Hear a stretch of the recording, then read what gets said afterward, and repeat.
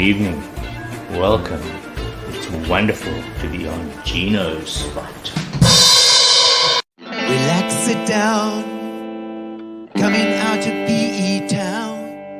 Drink, find a shot. Never mind your liver. Get to Gino's spot. Gino's spot. Get to Gino's spot. Gino's spot. Have a laugh, have a giggle, and exercise your middle. Have a Gino shot.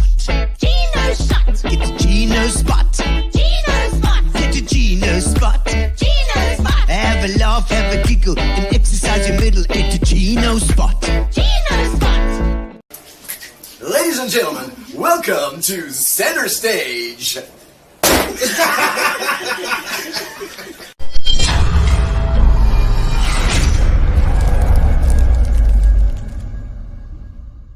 That's right, ladies and gentlemen. Welcome to Gino's spot tonight. and we've had which been quite a nice week of nice weather, but a chilly willy here and there. Hello, Juan Pinar. Super excited for tonight. Mellow Uncle Andrew Greeff is in the backstage as we speak, indeed, having a little bit of Shirley Temple, I think. And that's why we're going to have such fun tonight. Andrew Greeff's in the studio, so we're talking about sound and studios and all sorts of gigs and things that he's been through. Vernon DeVos says, goeie meals. I think you mean goeie mealies, Vernon. Wat so soort DeVos is jy dat jy nou goeie meals?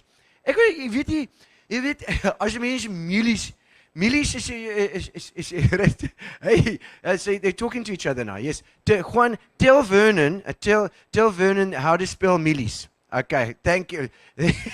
Thank you, Juan Pinar. Brian Wilkinson, hello to you as well. And Wendy Thompson. Carol Jacobs, of course, she wasn't even third. She was third place tonight.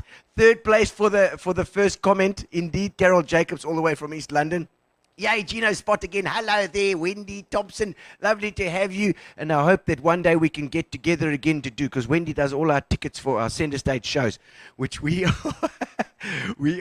indeed we are waiting. We're waiting with bated breath to get back again after the third wave. But keep safe, people, because the third wave is washing over us at the moment, and the people are getting sick. It's not lekker. And of course, that's no good for anybody if everybody gets sick. You'll see my outfit. Okay, my outfit, what I got here. You got this outfit here. All right. This is my short pants. I'm ready to go because the Spa Women's Virtual Challenge has been launched in Joburg, and we've been part of the brand. I'm part of the brand ambassador team, which is actually quite wonderful, you know. You get people who can ask me about brand ambassadoring, and it's been great fun. Spa's been so wonderful. And this entire Women's Challenge is awesome. It's a hashtag live limitless. If you haven't got your tickets, $60, and you get an awesome pack. You get a T-shirt and you get the buff, just like I'm wearing now. That's right, you get everything, and of course a medal, because everybody wants a medal. That's right. So it's the 4th of September, ladies and gentlemen. There's lots of time to get a bit of training in. You can run actually any distance, though. They're giving you any distance, anywhere you want. You can run it. It's so cool. It's very easy, very chill this year. The most beautiful virtual challenge. Limit and Spa Virtual Challenge, indeed. So make sure you get your tickets. Go to the website. I'm sure somebody can post it. If Yolanda's watching, she can stick it in. We also, obviously, this week as well, we're thinking of Glenn van Eck's Magnetic Storm. We are he was in an accident, and Glenn, we all wishing you well. I see you were smiling from his hospital bed, so he's clearly okay. He survived this thing, and we're not only surviving COVID, but you've got to survive flipping accidents as well. Oh my word. And Andrew, I see Andrew Greeff is also online. That's obviously Ingrid, and she says, hope Andrew is not wearing pants like that, she says. No, Andrew's also not wearing pants. It's fine. Ingrid is going to be fine. We've made sure that he took his pants right off for this show. Wendy Thompson. Yes. So I want to see a show again. Yes, we all do. I went to see Handful of Keys It was great. Music Kitchen has really stuck to the socially distanced thing. It was open inside there as well. So I did feel safe. And Ian Von Memety, James Smith, absolutely incredible in Handful of Keys. If you haven't seen it, you got to go check it out at the Music Kitchen. There's Ian Mitchell at the Music Kitchen and Renee. They are keeping music theatre alive. Make sure that you subscribe. If you are watching me now, you need to go to the YouTube site as well, if you can, and subscribe to the YouTube site, because that is the best way to watch this Gino spot indeed. Our YouTube. I see Jeff Applewhite, load shedding is up there. Yes, I hope you're watching on your batteries. Yes, we've just come on again, thank goodness, because we had a bit of batteries were running low. What's happening, bro? Says Dwayne Greeff. Nice to see you as well, buddy. We've got some drums for you just now. Now we've got the drum cam ready to go, so we'll check out. Dwayne, great drummer as well. Not only that, but many other things which we'll discuss, I'm sure, at length with Andrew Greeff tonight. So let's get a song going, ladies and gentlemen. Thank you to our sponsors, Spa and Fitchin Leeds, and of course Amobia for our internet. And also happy birthday to Amobia tonight. Happy birthday. I think they were 18 years old, if I'm not mistaken. 18 years for Amobia. That's it. Oh, there we go. There's a round of applause for them as well. All right, so send me some comments. Send me some comments. I want to see where you're watching from. What you got in your hand. I hope you got a glass of wine or something. And let me sing what you're doing. Oh, a 1, a 2, a 3, 4, 5. Everybody in the house, come on, let's drive to Green Greeff at the corner. What's happening, bro? He says. And again, more. Yanti Mugusha is there, watching from Kigali, Rwanda. Wow, that's far away. And Vernon DeVos is autocorrect drop me. Little bit of Monica in my life, a little bit of Juan Pina in my life, a little bit of Rita's what I need. Oh, Juan Pina, Sedgefield. Oh, down, move it all around. Sit your hand in the rap. And Wendy Tompkins, happy birthday, Kevin Matthys. It's right, it's his birthday tonight. All right. A little bit of Monica in my life, a little bit of Louise DeVos. I can't. Rob Taylor in the kitchen with coffee. I hope it's my coffee. That's right. Robert Dockrell. Hello, Gino and Greeff. From Robert and Lorraine from Vancouver Island, Canada. Woo, we got from all over the world tonight, ladies and gentlemen. We're watching from Canada. That's funny. Robert Dockrell, lovely to have you on board. I know I haven't heard that name for a long time. Robert Dockrell, indeed, old PE stalwart, you know. I hope that we're going to see you sometime. Pop back for a little bit of a hello, you know, and a glass of wine or something with us. Louise DeVos, how's it, Louise DeVos? All right, we've got lots of people coming on tonight. It's going to be fantastic fun. And first of all, though, we thank our sponsors, Spa and then Fitchin Leeds. And Fitchin Leeds, of course, always do the magical mixologist. So let's have a look and see what Justin has to show us tonight. When the sun goes down and you need a little tickle, Fitchin Leeds have got a flavor for the people.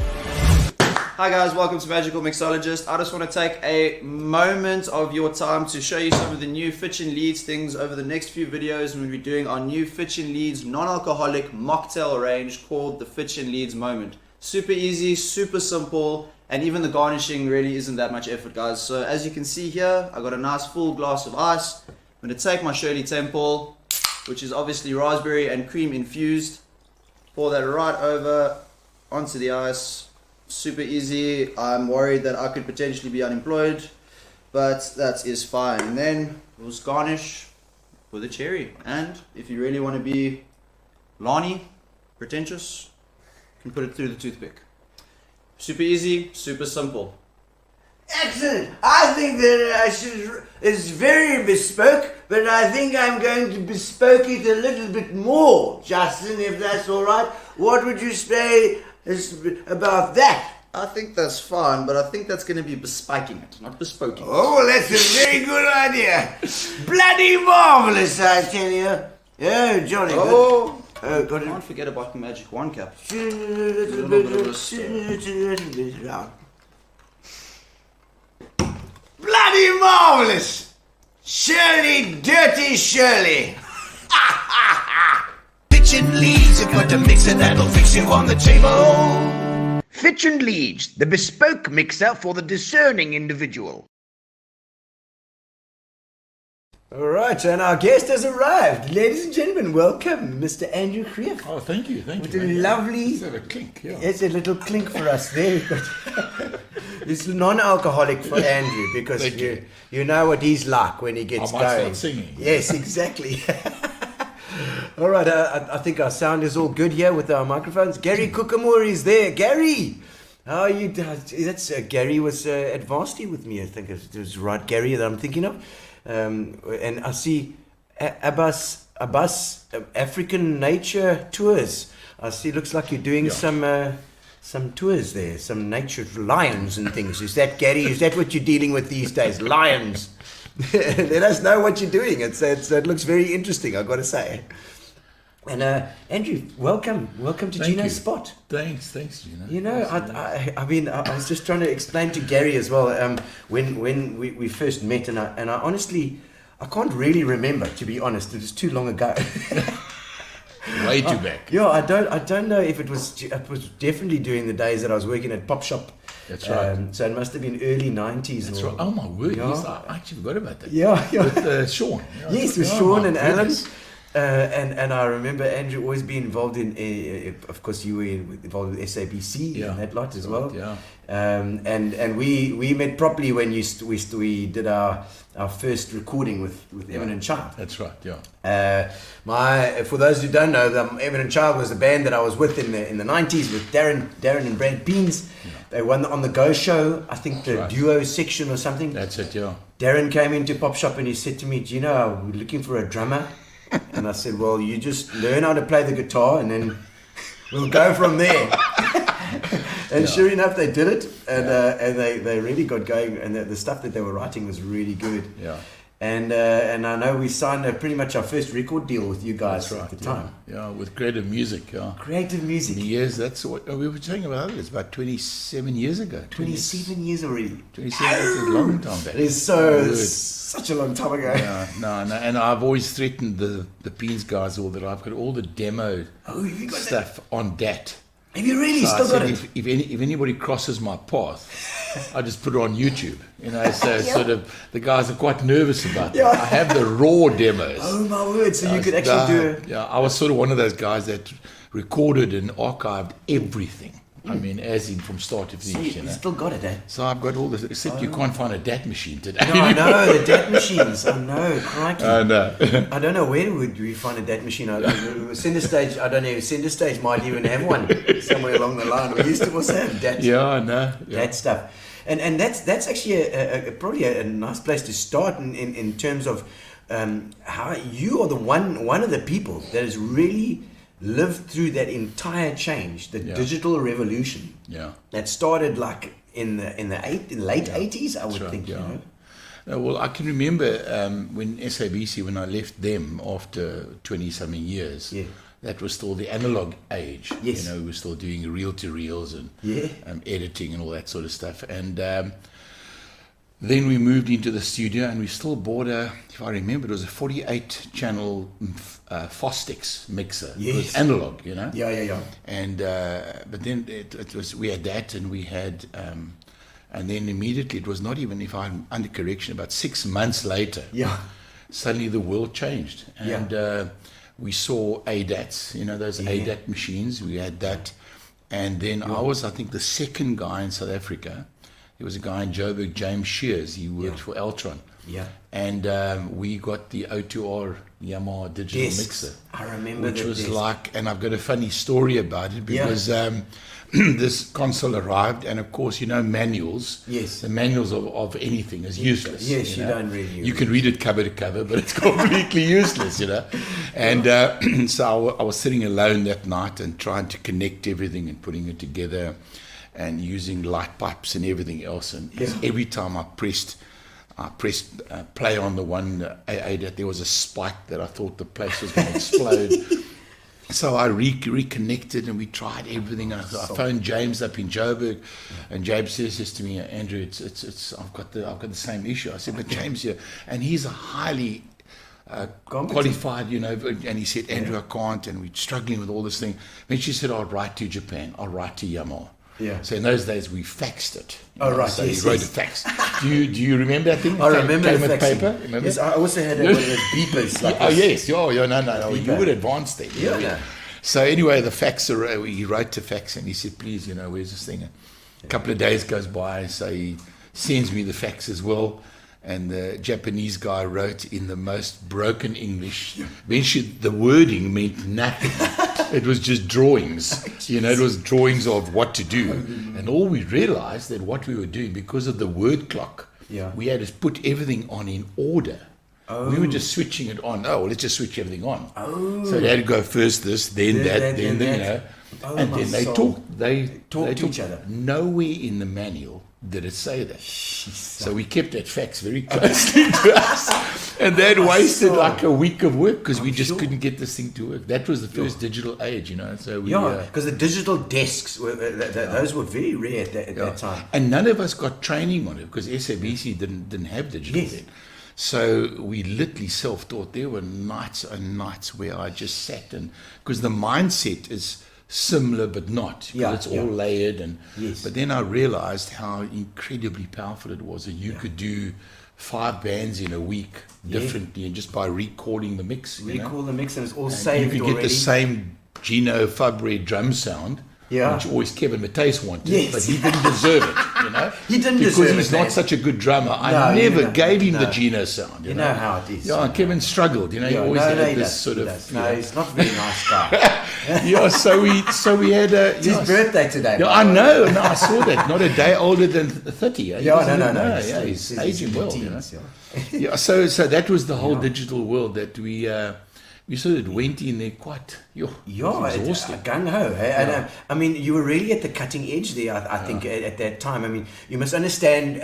Those of you that haven't, obviously, there's a lot of people out there that haven't had anything to do with recording. But they used to record on these big tapes. The tapes were like your cassette tape, but they were much thicker. So they had this big thick tape with like 16 or 8. It was 8. It was 8 tracks on it. So each machine was 8 tracks. 8 tracks. So you had 8 tracks on this big thick tape that would all go around, and there was no undo or no what you call reverse. Let's just edit this out. It was just. If you deleted something, it was gone. It was gone. It was totally gone. Or if you made a mistake recording something and you recorded over something else, it was gone. It was gone. And I think I was also one of the few guys that started out. We had the Sadie editing software. Sadie, I remember that. Which was an absolute miracle that we saw it in Nashville. And the guy tried to sell us something else. Yeah. And eventually I said to him, what is that? And he said, the Sadie. And I said, well, who's using that? Yeah. And he just, by the way, an American guy just drops a line. He says, well, BBC is using it. And I went, well, I really don't need any more. I think that's perfect. And the next minute we went to research and we realized that BBC used it because it was one of the most powerful editing stuff ever. Really? So we used that, and so it was, but nothing. There was no training, There was no sort of go to a college for 3 months and come back, Yeah. It was you in the manual, which you hoped you'd understand. Oh no, absolutely. And you just sweat in tears, at times. But it was fun. It was great. Yeah, because I mean, those years. We'll get back into the history as we go along. But creative at that time with Eminent Child, we were. I remember there was creative studios and there was creative music and there was creative productions. Yeah, there was creative audio. That was the studio. Audio was the studio. Creative music was the publishing house. Yes. And then there was creative design. Creative design. That was something else. There was something else as well. It was Marnie Stain, I think. That's it. He was the brain. He was the guy that I got a call from him, a real random call. Yeah. Didn't really know him at all. Yeah. And he ran a little bookshop in Newton Street called MC Ministries. Yes, it was a bookshop, you can go buy stuff. And Yeah, he just phoned me, and we sat down. And he said, "I'd like to start a studio," and I sort of went, "Wow." Whoa. SABC we were still going, but it was interesting. It was an era where we noticed the budgets for music productions and stuff that we all loved was getting less and less. So we had myself and Bernard Wright. You remember Bernard Wright? Of course. Who's now become an HBS, one of the real big shots of the FIFA World Cup. Yes. Works very hard and has done mate. It was him and Andre van Rooyen and those sort of guys. So we were all music guys. We all loved doing music. And eventually we would sit in the office and do very little. Yeah. And it I think it got a lot of the guys down. Yeah. But and then he offered this to me, and I thought, wow, it's always a dream. But you thought you would never do it. Yeah. And I was very fortunate. I was really blessed. He took me overseas for a month. Wow. We went to see some of the best studios in LA. We went to Nashville. Wow. And we saw some of the greatest studios. And came back and said, okay, well, what are we going to do? What are we going to do? Wow. And went via Hong Kong, funny enough. Yeah. And we bought stuff there. Wow. And and we saw the very latest, which locally we would never have seen. Of course, you're seeing all that stuff if you're traveling in America and what they're using practically. You're way ahead. Yeah, so that was a very wise thing. Yeah. And so we started with I was given this amazing studio with a fortune. And we in Newton Street, I remember. Of course, right. It was in Newton Street there, and I remember that it was Kingfisher's. Kingfisher was upstairs in those days. They had a studio as well, and they moved downstairs to the other studio. Yes, and I remember going in with Eminent Child, recording for the first time, and it was just mind blowing. There's some comments coming out here. Let's have a look and see some of the comments. I see some of your friends. I'm sure some of your friends are here. Andrew, right. Gary, of course. Hi, Gary and Kelly. Kelly Holmes. Hello, Kelly. Nice to see you as well online. And it's Juan Pino. Jean. He's a pastor from Sedgefield. Oh, lovely. Great friend. He's got an amazing voice. Sings beautifully. Really?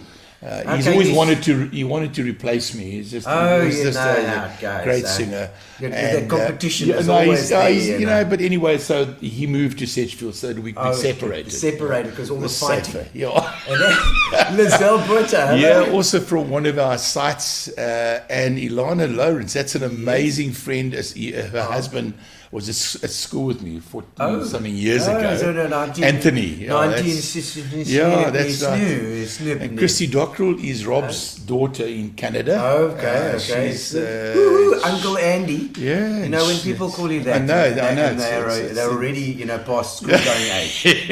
Way past. Sean Ghost. There we go. Sean. My word. How's it, Sean? Lovely to see you as well. Kermit. I've got Sean Ghost. I've got a great story about Sean. Oh, excellent. Bring it out. We were doing a concert at the St. Columbus Church, and it was sort of a gospel concert. Yeah, and Sean got up there, I think, with a white guitar, and they played. And he played music, and Ingrid was carrying Dwayne. She was, I can't remember, I think 7 months or 6 months. And Sean literally took the paint off the wall. He would have. It was, I could see people hanging on by their nails. Did he have his whim? It was like, Sean was like rocking, okay? Funny enough, Dwayne never liked that music from the day he was born. You put him off, Sean. I've got a memory of that. Yeah, Sean and I go back many years. No. I remember Sean wasn't scared of doing that stuff. And of course, here's another lady that's Shelley Brewer. Where are you, Shelley? She's in Pretoria. Is she in Pretoria, Shelley? She's Afrikaans now. She's Afrikaans. Ja, nee. Is jy mos gehoor nou? Of course, Shelley, Shelley's got a beautiful voice, and she is beautiful. No, she is. She gets the voice from her uncle. It's like an angel, the blonde hair, the figure, the whole works. Shelley's, she's. I miss her. And of course, Shelley and I did the ABBA, first ABBA show. Of course, you did the ABBA show. I know Shelley very well. I did sound for the ABBA show. That's what I did. It was up in the barn. Yes. So we did the barn. Did you do that sound? I did sound for my that. soul with it was Mandy. Dave Opman was on keys. Yes, David, of course. But that was, and Brendan Holder was in Brennan it. Holder was there. It was That was Marlies that was the Booyens. who's who, eh? It was. Oh, It was. word, There was Cheryl White. Cheryl. Yes, Cheryl. from I way was, back. believe it or not, I was a page boy At her for wedding. Cheryl White's wedding. I held the cushion. Were you And that nobody guy? told me that the ring was tied on. So I had a nervous breakdown trying to think I was going to drop the ring. Drop the ring. How could you put so much pressure on it? Oh, there we go. Sean says Duck has a dat machine. Duck Charles, of course. Duck. Oh, Duck. My Duck, word. yes. Yes, I haven't heard that name. I know. Absolute. Duck yes. had his studio down in Strand Yes, Street, I which was remember. Sean's studio, actually. I know, and I used to work in that dungeon as well. Yes, I did the a couple of Blake Wilkin tracks there. Oh, Blake I used to Wilkin. walk down this dark end, so the end is to the bottom. Blake, Marlene Sherwood. That's hello. that's my sister. Oh, your sister. That's my sister. Yeah, tell us the story about your sister. Yeah, she's 11 years older than I am, Oh, but she looks 11 years younger than I I am. was going to say that, yes. Look at that. That's the problem, you see. My yeah. word, that's the problem. So I got the other genes. You got the right genes there. You got the Yeah. right genes. Mark Eaton. Yeah, that's one of the keyboard player, very talented musician, Ooh, very really? talented From musician. Harvest Side? Yeah, from Harvest Side. Harvest. You know, Harvest has been a hotbed for musicians as well. We've been very fortunate, been very blessed. A lot of guys have come out of it, you know. Guys have, and I think we've sort of nurtured them as much as we can. And Colleen Wiseman, lovely to have you on as well. She's been a bit of a regular. Brian Wilkinson, always on from the boardwalk. Yes, of course. Yes. Yes. It was in the army at Heidelberg. In the Oh, Trans. my word, of course, that's right. Hoe kom jy nou in That was Transvaal? 1975 to 76. Ja. It's the only place where you hang out your browns at night because you've now washed them. So you go to the washing line and you put the browns on, you hook them out, and you put your vest out. And, everything on. And the next morning you go back there and you take the vest at the bottom and you just lift it off the washing line. It's frozen. It's frozen solidly. The fire buckets are frozen solidly. And Brian can tell you, it's a lot of fun. It was Testament to that. a year of our life we never want to remember. Well, I'm sure. And you still do 45 years later. Oh, my soul. Yeah, Did you go to the- vividly. You go to the border? Yes, I was there for 4 months in 77. I was there November, December, January, February. No, the only thing I remember, I was 7 years old in 1977, Andrew, but the only thing I remember, and I think it was that year, was when Gerrie Coetzee was knocked out by John Tate or something, I think. I can't remember. Honky Tonk Greeff, 74. Oh, my word, he was David Beckley. He's one of our admin guys at church. He's been with me since school. Oh, really? So we go back way too many years. Where did you go to school? Alex. Alex! Oh, we went to Alex. Yeah. Oh, my Yeah, soul. it So was, PE, born and bred. Yeah, born and bred. Yeah, so a lot of the guys. Alex, Apple, fully fair, yeah. No, geez, and my sons went to Alex as well. So, Okay, well, there's one of my teachers here, Geraldine. Yeah, now Geraldine was head girl Yes. in 74 when I was Oh. deputy head girl. I mean, I was deputy head Oh, boy. so you...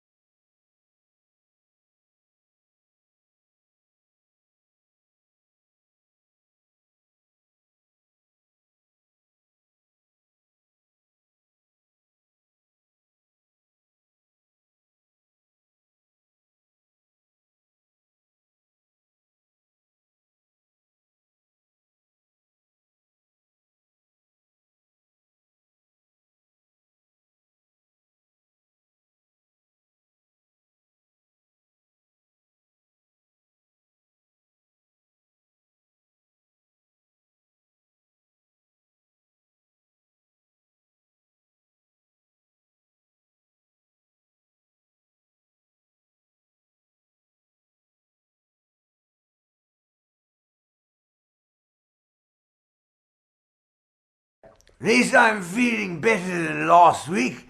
We had a hell of a party. And let me tell you, I woke up in the morning next to a very, very ugly woman. It was then that I realized I'd made it home safely. For live streaming, I use cellular phone. I've got a very tough one. Last week it fell down 3 flights of stairs. Not a scratch on it. Of course, it was in my pocket at the time. My old friend came into town and he asked me if he could sleep on my couch. I said to him, Hubert, I'm a married man now. That's where I sleep. The dog quite liked her. So sorry, I took off my pants at your gender reveal party. I thought we were all participating. My bad. Ooh, well, either my boss just accidentally sent a text to me that was meant for his girlfriend, or I'm about to get a promotion the hard way. Beautiful people and ugly people basically look the same at 80. So, uglies, you've just got to hang in there. I'm not an alcoholic. Alcoholics go to meetings. I'm a drunk. We go to parties. Of course I'm a military man, but I find my inspiration in a bottle for post-domestic stress disorder. Everything in modulation, though. If I could give you a word of advice, the next time you walk into your house and you see your wife crying, don't say, is it because of your new haircut? That didn't end well at all. Objectify a woman? I don't objectify a woman. Although on a lonely night, I've been known to womanify objects. Ha ha ha! I deplore sexism in the workplace. That's why I find as an employer, the best way to combat this is not to employ women at all. Their salary should be the same as a man. We just need to get them to work a little longer in the day or something. Easily done. Yes, absolutely. I'll never go to bed angry. That is the reason my wife has been awake for the last 17 years. So, why do men die first? This is a conundrum which I've been tasked with uncovering. This is my theory. If you put a woman on a pedestal and you try and protect her, then you're a male chauvinist pig. If you stay at home and do housework, then you're a milksop. If she's got a boring job with low pay, it's exploitation. But if you've got a boring job with low pay, then you've got to get off your arse and find something better. If a man gets a promotion ahead of a woman, then it's favoritism. But if she gets a promotion ahead of you, it's equal opportunism. If you cry, you're a wimp.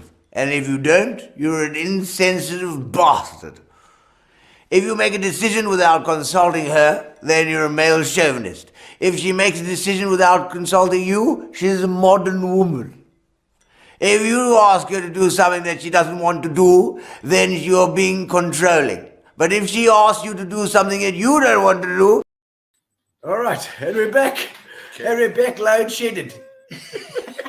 Can you believe it? Another day in Africa. You know, so we went to the lights come on again. But, Andrew, so we I didn't even remember where we took looking at some of the comments, I think, and it's great to have so many people on tonight as well. They're all pulling in from all over the world. Yeah, indeed.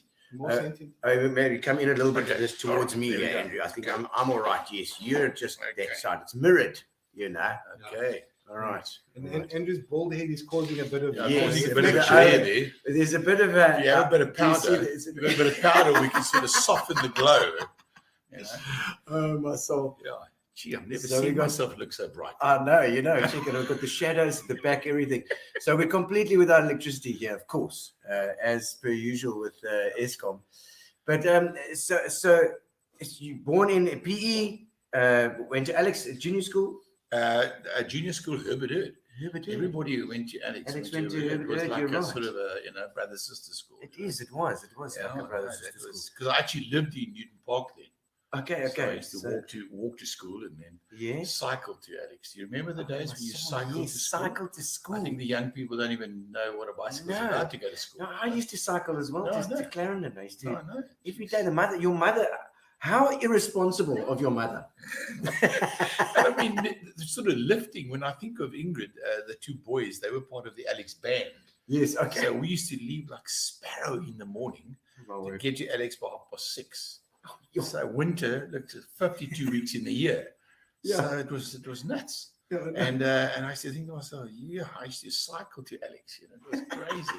I know we used to do that. I know. It wasn't Now the cold didn't bother us. No, it didn't bother us. And now I said, Mom, can I get a lift to the shop, please? The shop's about a kilometre away. No, I need a lift. I see. Geraldine went to St. Bridget's. Yes, and then I she don't went know. to Alex. Alex It was as the same well. one. Yes, Yeah, it must it's be. a- It must yeah. be. There we go. And Neil Leachman. Oh, of my course, goodness. he's- Very he's- talented man. absolutely. Very. And studio, he knows his stuff. Yes, no, he's a very He knows his talented stuff. man. I've got a lot of respect for him. Yeah, Very, for very. sure. And Griffy, too much shine, but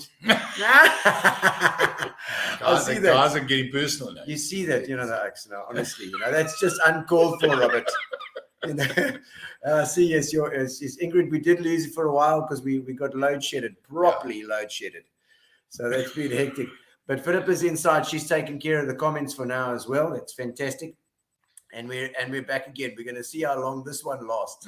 And hopefully the power will come back up again. Yeah, that's good. That's great. And and I remember, of course, ABBA was I think Mandy Gurr. Yeah. She recorded with you guys as well quite much. Whole nother, Mandy. In actual fact, the first time I met Mandy was in my home. She came to our home in Kabiga, played the piano, sang a bit, and I just heard this voice. Mandy was very young. I think she was in her teens, and then we recorded her. We recorded her at SABC with Kevin and them. They did a couple of tracks. Kevin and Dion, all of them, and Tinny, Tinny. Yeah, Tinny Smith, of course. So we did all of that, and then I got involved with Showtime with Bob, and then she was the vocal trainer.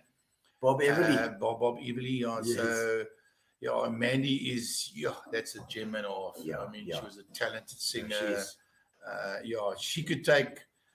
She could take somebody that really, and I'm really be honest, can't sing. Yeah. And she would just, because she had the singing school at that time as well, No, and those things are so necessary for nurturing talent, Very, very, very much so, And I think one of the things that I should say it is when somebody is teaching somebody, whether it's a school or something like that, you've got to look at the fruit of that school. Are those people coming out? Are they actually coming out as some sort of musician? Maybe not accomplished because we all got to practice. But are you actually getting results? Otherwise, it's I struggle with that. The guy's been taking drums for 5 years and he still can't keep a 4/4 beat. And he can't do it. And I'm sort of going, so where you getting lessons? So I sort of battle with that. She was just she did the most phenomenal stuff. Amazing voice. And harmonies and stuff like that. And she was involved with Jonathan Birren. Of course, Jonathan Birren. Yes, of course. My punishment, not punishment, but Jonathan's one of those guys, very dear friend of mine. Yes. But Jonathan, my studio, as you always, used to be neat. Everything was right. And Jonathan would come in and he would want to do. His mom did children's stuff. Okay. So we would record children's nursery rhymes. Very good. Auntie Phyllis. Auntie Phyllis. She did this, okay? And we had great fun doing it. Yeah. But Jonathan would come in and say, okay, and he called me Android. That was before Samsung even came out, okay? Yes. So I would come out and he would say to me, okay, Android, and within an hour, that studio looked like a tornado hit. Okay, there was papers and stuff all over the place. And that was so funny the way it was. And we used to make these children's cassettes. Yeah. Cassettes. said he wasn't big then. Okay, Said he yeah. was big. No, sure. And it was a completely different. So he was involved in Mandy, and so we go back, very talented guy. Yeah, also talented music. Very well. talented music. Yeah. And I'm sure you've worked with so many acts. I mean, you're talking about Kevin and Dion as well. And They just, they were two musos that we go back to their dad's year. Yeah. And Niels was also at SABC then. Yeah. And we had, SABC had an 8-track. Oh, yes. Now the question was, what do you do with 8 tracks? Yeah. Oh, right. Oh, so many tracks. You know, what did we do with 8 tracks? You know, and there was a studio, was a 2-inch thing with 8 tracks. And holy moly. they came in and they obviously did all the Burmese stuff and all that. And Niels, I see Niels asking, did you ever mix any of the shows in the Opera House? Yes, I did King and I. Okay. I did Sound of Music. I did Annie. I did most of Robin's stuff. I did Evita. Okay, Robin Williams. And with David Madison, I did his stuff. Okay, And those were shows where, as Neil will tell you, I mean, any theatre show, you work yourself to a standstill. Yeah, no, for sure. Because in those days, we had VHF microphones. Oh. So, if the guy just walks past the receiver, you know. And I was invited to go do the audio for Evita first of all in Bloemfontein at the Saint Duplessis. Yes. So we huge, massive place, and it holds like 1,200 people. Yeah, Saint Duplessis, beautiful place, moving stages and all that. And the guy says to me, "Okay, here's everything," and we go. So I meet it was a school, the Unisi school was. Yes, Unisi, of course, the sister school to Grey Bloom. That's it, yeah. And we went in there, and we had I had a 24-channel Midas. It was quite old. And I had another 24-channel, I can't remember the mixer on the right. And so we had 48 tracks, 48 channels.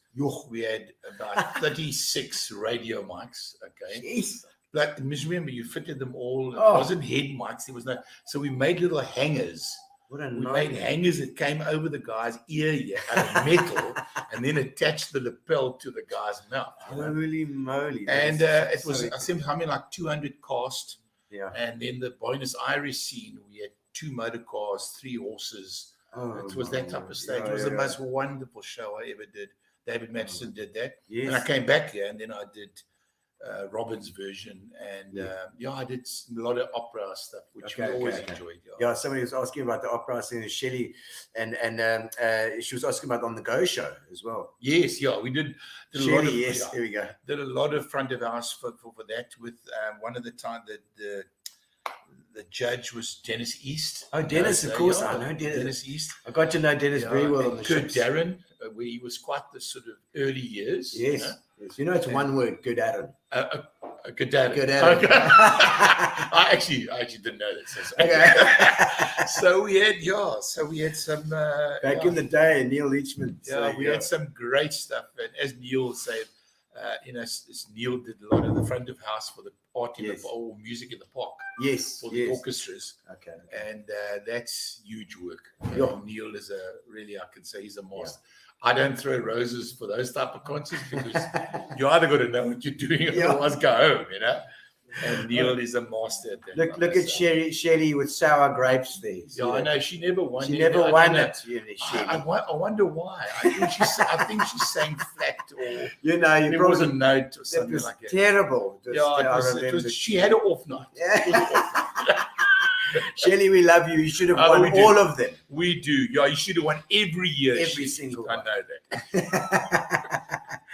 I won it actually once. Really? Yes, with the band called Tracks. I don't know. Oh, yes. Shelley wasn't in that band, though. That's why you won it. That's why I won it. Because she wasn't Sorry, Shelley. Shelley, we love you.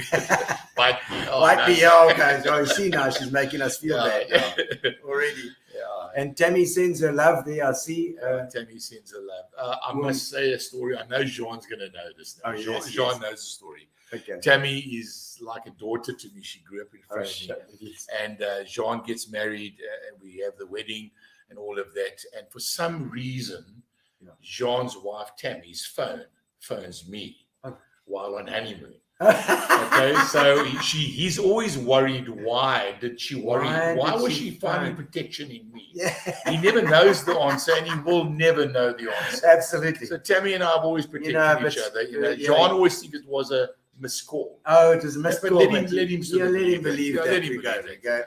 So, all right, Andrew, but we've kind of been through your bit of your history, but now we've got a little getting to know you section, which we always do. Let's just, Getting to know you, getting to know all about you.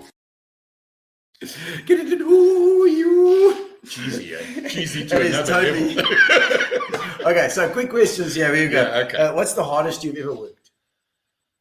Grahamstown Festival. Grahamstown Festival. Yeah, that's heavy going, eh? That's an average of an 18-hour day. Here we go. For 2.5 weeks. Yeah. I don't think I've ever. And then the shocking thing to it, when I realized that later on in my life, we used to drink just to give us energy. Yes. We used to go and buy a little bottle called Liverton. Oh, yeah. Go and read what Liverton's got in. It's for coffee. Oh, right. But it's like got 18 spoons of coffee in it. So you drink it during the day just to make your cough go better. Yes. You know? And you sort of, wow. It's like you drink that score stuff. Yeah, that's it. Now, score yeah. wasn't out and Red Bull wasn't out. Yeah. So I remember being sick, and the pharmacist in Grahamstown, it's always cold in the festival. Yes, freezing. Never warm weather. And I said to him, he said, what are you using this for? So I said, I've got a bit of a cough.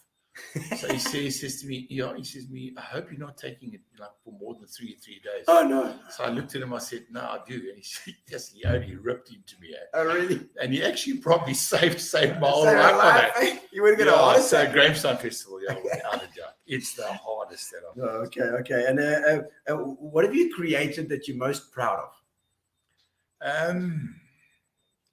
Creative, which I'm most proud of. Aside from your children. Aside from your children, you're not allowed to say children. No, I know. So you created that, but that was physically creating. I think it's one. I think it's one of the things. It took me. Funny enough, I never did this in my studio. Weirdly enough, I never did it at SABC. I brought out an instrumental album which I play, and a guy called Rob Williams. And if you know Rob, he was an audio engineer as well. Hank Williams. No, Rob. Rob. And I put that together, and I probably delayed it by, I'm not lying to you, probably 40 years. Oh my word! Really? And when I did it, I felt proud, not because it was me. I just realized that because you're recording everybody. Of course, and you're not doing yourself. And then you don't do it yourself. Yes. So I was really proud of that. And I think also just being involved. I mean, one of the greatest blessings my wife and I had is that we did so many creative productions. And to do it as a husband and wife, is probably the greatest gift that I could have had. You know, where she's the director. Oh yeah, but she's always the director. And I was the music director. Okay, there we go. So she would say to me, Andrew, I see this. And I said, well, I don't see that. I don't see that at all. She says, well, leave it to me. It's going to work. And lo and behold, it always works. Yes, that's the problem with Ingrid. So she's normally right. That's the problem, Ingrid. So so the creative part of creating multiple things, I'm very, very, very. I've got no regrets. And then but doing your own stuff, that's fantastic. Really. And I see Brian was talking about you entertaining all the troops there in the 75, 76 as well. Yeah, no, geez, there was a piano in the office's pub, and and I went in there and I sat at the piano and started to play. Yes, then I became like the star of the pub. It was like my first pub gig. There we go. Every Friday night Saturday night during basic training, and the entire Heidelberg Army camp.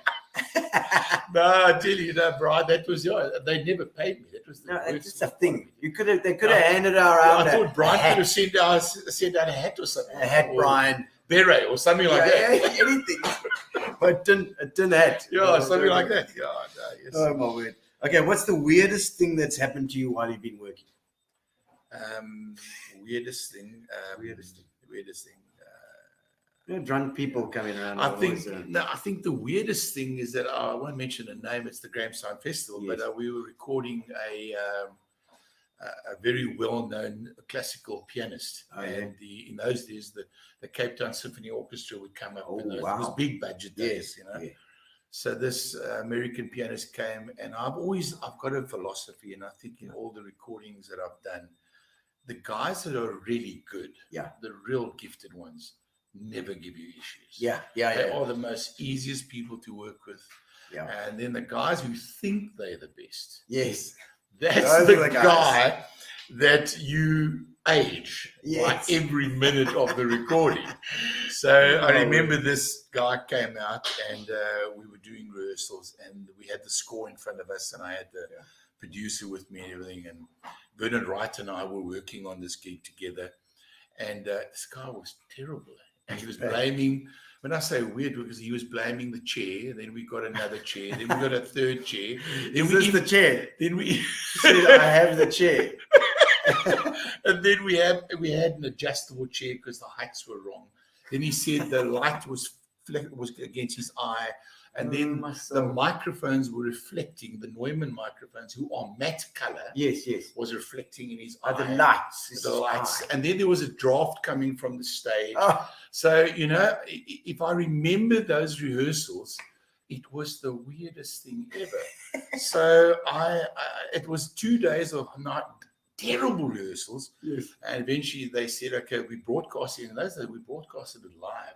Okay? So the guy had to be good. Oh my soul! And, just like tonight, when something like this goes wrong. I know, So we go ahead, and this guy, the concert comes out, and we notice, and I'll never forget this as long as I live. The concert's about to start. It's the final night of the Grandson Festival. The 9-foot concert grand's ready, the orchestra's ready, and everything. We see a concert master comes out, sits down, tunes the orchestra, and everything's fine. And he gets up and he looks into the piano, and he sits down and he walks out. I thought, it's not very protocol. That's not the way it's done. So he goes to the stage, the manager, who was a Cape Town guy, I can't remember his name. So the Cape Town guy comes out, puts his hand into the piano, very high, in the way where the upper notes are, puts his hand in, and he's got like a plastic bag, and he moves it out. And I thought, wow, what's going on there? So obviously we don't know who did, whether it was the orchestra or anybody else. So this certain pianist comes out and he plays, and he gets like about 7 out of 10. Okay. And we're happy with it. So after the thing, we go to the guy and we say to him, listen, what was that whole sort of commotion about? So he said, no, somebody had taken a dog turds, put it into the piano, right at the piano where the guy would sit. And I think everybody that did the rehearsals had it up to here. And we laughed for how long? Because we just thought of how funny it must have been if they left it there. And the poor guy would have played the whole concert. So that's probably the weirdest in all my lifetime. No, that's pretty weird. And I never want to repeat it again. That's pretty weird. Very interesting. Okay, so now, how has your perspective, Shelly? Exactly, Shelly. I'm thinking the same thing. Out my word. What the hell, man? I play in rock and roll bands. That stuff doesn't happen. Stay away from the piano. How has your perspective changed over time from when you were younger? Perspective of life. Yeah, I think perspective of the world. I think the older you get, you do realize, and sometimes the challenges you've gone through with your life, with health or other stuff, you realize that so many times we waste life. We think we're going to live to 150, but we realize that we are given this time here, and we actually blessed with a day every day. So in other words, you wake up in the morning and you realize, okay, what can I do today? And obviously we're involved in ministry now. When you do funerals and stuff like that, I've always asked the question, are you living life or are you just existing? And that question always worries me. And not that I walk around worrying, I know, what am I doing? But I see so often people just existing. So they do 8 to 5, they've got family, but there's no life. And the problem is, it's our choice. I can't be happy for you. Or I can go, hey, Gino, great job, and everything. But you've got to find. And I find that specifically with our exciting year last year with Yeah. COVID, Yeah. I mean, I think it exposed all of us. I think, Yeah, you know, totally. could I stay in my home for 6 weeks? I know. You know, genuinely, you know, I can't go out the gate. You know? Could you cope, Ingrid? Could you cope? And we actually enjoyed it, I've got to admit. But that's not the general thing often, you know. So I always say, just enjoy it. And Dave White, Turn the lights on. Great to see you. Thanks. We're trying, David. We need you here. David, we don't have any more lighting guys anymore. That's why. My batteries have gone flat. They took all the best guys to the UK where they don't need lights. You see. And Gary Cooker was saying he missed your Christmas productions. Listen, I must pick up on Dave Whitehouse. Yes, Dave Whitehouse is probably the man who taught me patience. Okay. The reason why, yes, Dave would do the lighting design for the opera house shows, okay, and I would do the sound design. Okay. Yes. But David had this wicked sense of humor yes, of plotting his lights while I'm setting up the sound. So yeah, I'm leopard crawling yes, in the opera house in the pitch dark with a mag light in my mouth, trying to run cables. And I'd say to him, Dave, can I have a bit of light? No. You know, and then no. And him and I worked together for many, one of the greatest friends and one of the greatest professionals ever worked. But he never gave me the light. He always kept me in the dark. But I learned how to rig in the dark. Okay. So that and the patience of waiting for your light, he decided. Oh my soul. Well, I don't know if we can actually hear, but I think we might have a little message there, Gary. Is that right? Okay, no, that's fine. We've got I know that we've got a couple of comments here that we can have a look at as well. Okay. Philippa's on the comments too. I think she's somewhere there too. I see Dave Whitehouse. Yeah, nice little evil laugh. Yes, yeah. He loved that. And David Moss, simply the best, he says. Yeah, hey. Well, he's that master potter guy. I think he makes the potters. Yeah, he's a good friend of mine. Okay, Potter. Very good friend Excellent. of mine. Yeah. And I see the names of his rock band. What is the name of your rock band? Ingrid's asking about the name of your rock band. Well, the first name that we had, and if I told you, it was, it'll never be said again. Okay. We used to wear a sash. Oh, nice. With our name on. Okay. But it had to be a long sash. Okay. Because the name of the band was Psychedelic Phenomena. Ah, all right. So you can imagine, nobody stole that name again. It sort of became Psychedelic Phenomena. Yeah, it was good. And then our second rock band, that was one with Robert and mate of mine. Yes. We thought, let's go smaller. So we called it Magnet. Magnet. Oh, just people. Just a chicken magnet. It was. For the leader. That's it. Yeah, I know. And I had, believe it or not, I had long hair down to my shoulders. Oh, really? Yeah, it was like this wavy blonde hair. It's like a young. And then the waves disappeared, and then the beach arrived. So, anyway. You know, boss. Okay, I've got a little message you can play here. Let's see if I can get it. Hey, Andrew. Wow, long time no see. I had to do this out here because it. Here we go. I'm trying to hear it quickly. Just gonna get the sound over here. I don't know if we can hear it. I've got the. Is it going? It's Dave Whitehouse. He probably yes, that was Dave. Yeah, it's gone, Gary. Let's get it on. Okay. We see we can get Dave Whitehouse. He did send a message, and we're just hoping that. But did he put the mic on? Because he's a lighting guy. We don't know. We don't know. Yeah, I have. Yeah. Hey, Andrew. Wow, long time no see. I had to do this out here because it's sunny, and believe it or not, it does get sunny in the UK. When I was contacted by Gary just to say a little something, I couldn't resist it. We go back so many years, and Gary's asked me to tell a couple of stories, so I'll tell a couple of quick ones. One, you must remember, we did a production of Grease with the late great David Matheson in East London. I think Paul Buckby was in the lead, and we did it. We did the dress rehearsal. Rocky Man was the stage manager, and it was a disaster the night before we opened. And he said, well, let's do it again. We'd been invited out for dinner by, I think it was the musical director's wife, to their house. And we got there at 2:15 in the morning to have dinner. She was distraught, we were distraught, not one of our best memories.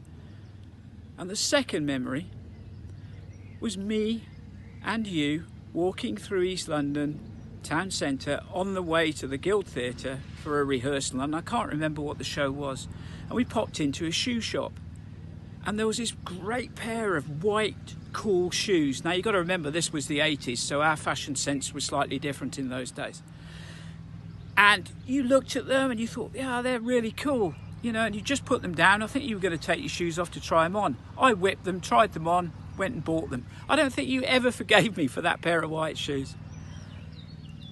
Great memories. Andrew, I hope you're still tinkling the ivories like you used to. We had some great times, and you've built your new career on your faith. And I just wanted to wish you all the happiness and all the best to you, Ingrid, and your family. Lots of love. Take care. Yeah, that's very special. Dave. And What a legend. it was actually a roast that the woman had made for us at 2:15 2 in the morning. Oh, my Because soul. Dave Madison said, "You're doing it again." Oh, my word. And we had a nightmare. It was two shows. It was a night. It was a night, as you said, one of the worst. Probably one of the worst. But the second show worked. Oh, really? At Okay. 2:00 in the morning, we enjoyed our roast. Oh, lovely. So you got the race to the end. Okay. Thanks, Dave. What's the most spontaneous thing you've ever done? Spontaneous thing we've ever done. Spontaneous thing I've ever done. Yeah. Are you talking about living for the day, for the thing? Well, I've done more of that stuff now. I actually did. Funny enough, I did something spontaneous, which I would never do. We were very fortunate. My other son, Travis, flew us to the Caribbean. He lives on the Caribbean island. Wow. Shame, which is a bit hard. Yes, tough in the Caribbean. So he lives and works there, and so he flew us there now in November, and just on the sideline, the airports were empty, the planes were empty. We were on an A350. There were 41 of us. On Wow. the plane. Nice. So pick a row. Yeah. So anyway, so we got there, and my wife Ingrid is this adventurous person, and she wants to not skydive. What's the thing behind the boat again? Abseil. No, Parasail. Parasail. Now I'm not great on heights. Yes, I'm okay. not like I know that. that one. So eventually, I thought, well, you know what, it can't be that bad. So of course we get on this boat, and this guy takes us out. And to my surprise, we were 500 feet, as they call it in feet, feet up in air. The boat's like a little, and you're looking down like this. A matchbox boat. And then I realized how quiet it was. Yeah. Dead silent up there. You think it's noisy, it's not. Okay. And then I realized spontaneous, whole nother level. I would never have done stuff like that. Ever. Yeah. So that's recent. That's recent. I came down again, and Ingrid would say, "Would you do it again?" No. But she would do it every day. She's a getter. Yeah. So that's the guy. Remember the night in 2017, the Eisner fires?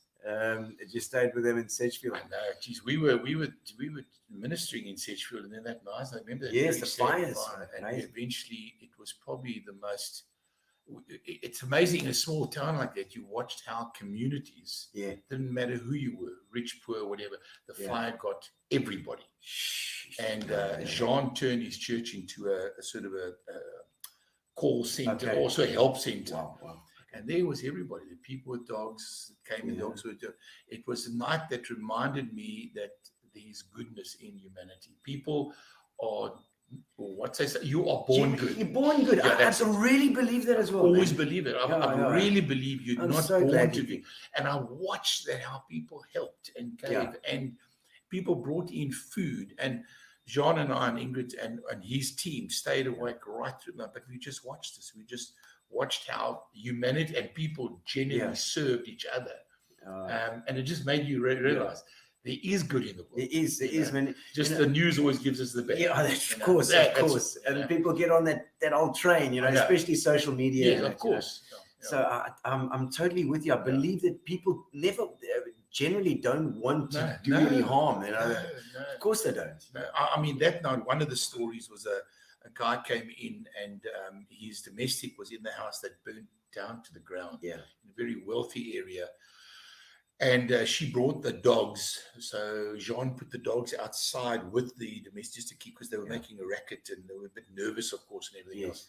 And I just watched how the owner arrived later because he wasn't at home. Okay. And he arrived later and he walked into the church and he looked around and his domestic came out and the dogs ran to him. Oh, shit. And that picture I will never forget. And I realized if this is what life is about, we could do this every day, because you saw how you change people's lives. Absolutely, And people really want that. Yeah. So, do it. I see Ingrid saying you wet yourself when you went on the on just a little. No, it was from the sea spray. Oh, it was the sea spray. It wasn't. He didn't actually do it. The sea spray goes 500 feet up. It was quite a big wave. Okay, some other questions here. Do you believe in fate? Tough one for you. There's tough questions tonight. Let me say, let me answer it this way. I think one of the things that we always question is that, as I answered you earlier, we have choices in our life. So we can make good or bad choices. Then the fate part of it, I don't believe, because of the things that the choices I make, there's consequences. So in other words, whether I make a good or bad, I always say to my sons, or even whatever choice you're going to make, there is going to be a consequence. So we often, in actual fact, Ingrid and I have really sort of, I mustn't say proven this, but we've seen this happen so often. You know, often you walk in the supermarket or the mall and you haven't seen a guy in 10 years. And you sort of go, oh, gee, that's sort of wow, you know. Ingrid has now proved this so often that that's never by accident. Because so often you'll bump into a person, they'll share a story and you go, wow, okay, I'm walking that, or I can help you. So we've found that so often. If you're interested, it's one of the things I learned once. It was a very dear lesson. I was walking past an office one day at SABC, funny enough. And I went to visit there and I walked past and I popped my head in the door like this. And I said to the lady, how are you doing? But I wasn't really interested in her answer. We often say, how are you? But we don't really answer, How's it? And I said, how's it? And she just looked at me and she just cried. And I thought, oh, what now? And then I realized I was there. She was going through one of the most traumatic things in her life. And I walked out going, was I actually interested in that answer? No, I wasn't. And it gave me another lesson too, especially nowadays. People often, I think I've learned when we use the word counseling, what you actually do is listening. You're just going to be a listening ear. People we don't have time to listen to somebody and say, hey, listen, I agree with you, or hey, I'm here for you. Because the world needs it so desperately. So everybody goes through this time where they need that help, and you've got it as a community. That's it. And I think that's the challenge that we often have. So to me, the consequences of what decision you're going to make, that you're going to. And I think, obviously, like a harvest or a church in general is often forms the basis of that community, that helping hand around. Correct. It's very much. We heard, and not just harvest, many of the churches in P over the COVID time. Yes, we saw how many people were fed, and how business just stepped forward. It was actually quite overwhelming. I know the one guy shared a story. He says that you talk about the way it works, the way God works. They were given truckloads of post toasties. So the guy gets his truckloads of stuff. Okay, so they hand the post toasties out. So as they get back to the church, the one guy says, listen, they've got post toasties. But you do realize tomorrow morning's breakfast, they've got no milk. Okay? Because you realize suddenly, it's sort of common sense. Lo and behold, the next morning, a farmer phones you. So, no, listen, I've got this endless milk. And I'm going, no, come on. Come on. So they go, and I looked at this and I thought, you can call that whatever you want to. But God saw the post. Here comes the milk. Whoa, that's another level of stuff, So we've seen some amazing stuff in this time. Okay, so who has it easier, men or women? This is just designed to get you into trouble, Andrew. I'd say men. I actually say men. I see how I see how Ingrid brought up the boys. Two busy boys. Yeah. I mean, wow. Yeah. And juggling other. And she's the chef. Yeah. And she's going to make sure that I'm happy. And you know, so I've got to say men. I think, and of course, you know when men get sick. Oh no, that's you know, the end of the world. You know, a man's flu is far more much dangerous than women's flu. Much worse. And when we've got a sore throat, we are probably going to starve. It's terrible. But you can relate. No, I relate to that completely. So Shelly Greer says good answer. She would. Okay. Where's your happy place? Yeah. Believe it or not, even when you're going through trauma or stuff like that, or really, I don't do it enough. Yeah. But I go to the piano. Is it? And I actually sit at the piano and play. And, you know, we've got keyboards and all that sort of stuff. And like main stage and all that sort of stuff. Yeah. But I find going to sit at the piano and not even playing a melody. Not playing a known song. Just sitting playing, and I find that has always been a happy place. Obviously, being with my wife, we're very blessed. But I know your question said no. Yes, no, kids and wife. So to me, you have to say with Ingrid is my happy place. But so other than that, I find that's one of the. I find my piano is still I enjoy that. I'm not a huge fisherman, but Okay, I've got phones going on here. Telephone calls happening here at the same time. And okay, so I've also got here. When was the last time you stayed up later than 2 in the morning? But I think you already told us that. Great. And then trying to think, it was later than 2 in the morning. I think it was your Grahamstown Festival. Worked. The worst part was they started the jazz concerts at 11 at night. Okay. So, and we would record the jazz concerts. So we would do all the classical stuff during the day, and we had a little combi. Smirnoff jazz. We had a combi Obi van. Oh, right. Obi, yes, of course. And it was freezing cold. So we'd run the snake out the back of the combi into the jazz areas and set up at night at 11 o'clock. Oaks already had a good couple of toots. Yeah. And smoke-filled place, and you can't even breathe. There was no smoking, it's sort of air, non-smoking. Yeah. And we recorded the jazz from 11 until, and you know jazz. Yeah, no. It ends when the guy ends the bar. In the solo. Yeah. The solo. The sax solo goes on for 3 hours. So that was crazy hours, you know. That's what. Okay. Message. And some more messages, Oh, yes, another message. Let's see, what have we got there? Hi, Gino and I'm Andrew. not sure who it is. Have I got stories for you? One of the interesting stories from a production we did in Bloemfontein. We did Evita, and Andrew and I were hosted by somebody from a school. And so what ended up happening is there was this auxiliary percussion type of sound that used to occur after we'd eaten, and then Andrew would announce bananas, but we all know that it was actually flatulence. The other story was my very first introduction to the studio.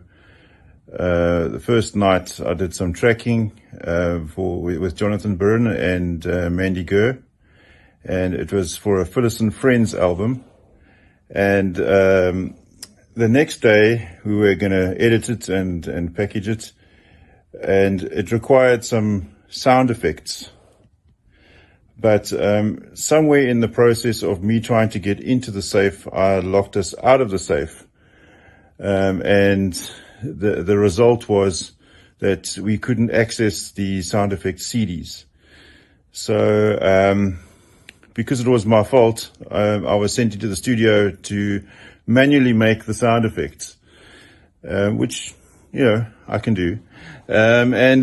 So we rolled the take and recorded and went right through. And the ducks went, the cows went, the rooster.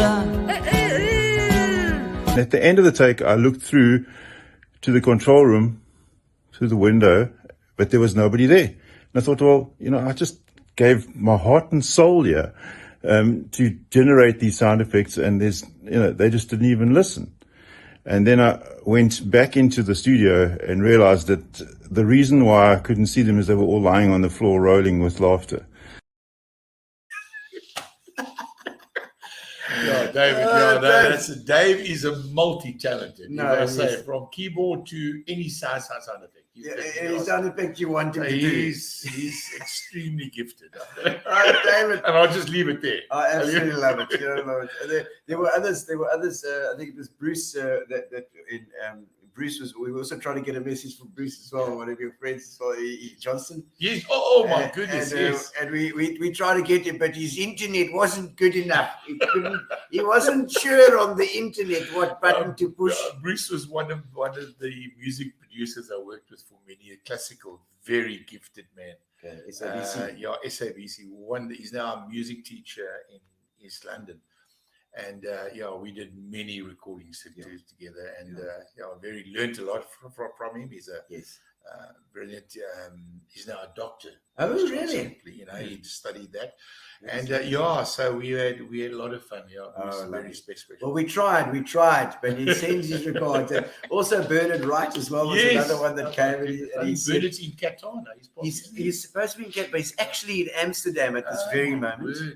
And I don't know if he's but he couldn't. He was busy setting up for the World Cup or something. Yes. No, Bernard's been he's in really soccer. Soccer. He's the really a brains. He makes sure that you can see the soccer. Yes, absolutely, and that's live too. He was very. I was very fortunate, very blessed in 2014. He arranged that I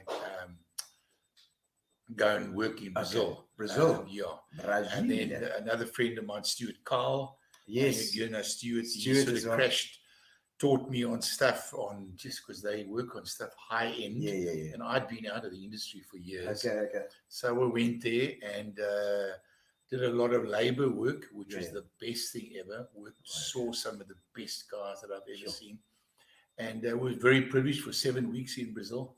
Sure. And Bernard is the head honcho on this thing. And the pressure that he has, man, not even 1,000 years. I wouldn't want it. But all his brothers have got specialists as well. I mean, like Gordon Wright is the chef, brilliant chef. Chris, of course, I'll go FM. Just also brilliant. Most of those guys, Alfie was my student. Yes, Alfie was too sick. He's sick at the moment. He was. Alfie was my student, and then Bernard. They were all. I was senior to them. Oh yes. So they were our stooges. Okay, right.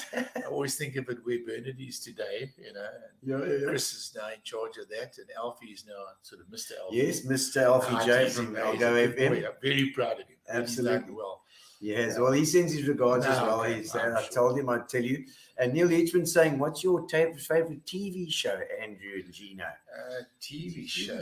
Do you watch Netflix or? Yeah, Netflix, actually. In fact, I think if I said this now, I'd probably be laughed at. My wife and I loved the series called Heartland. It was about the horses. Oh, we loved that. Very horsey. And, we loved that. And I'm trying to think. We actually watched a series called High Seas, and it's actually a Spanish dubbed series.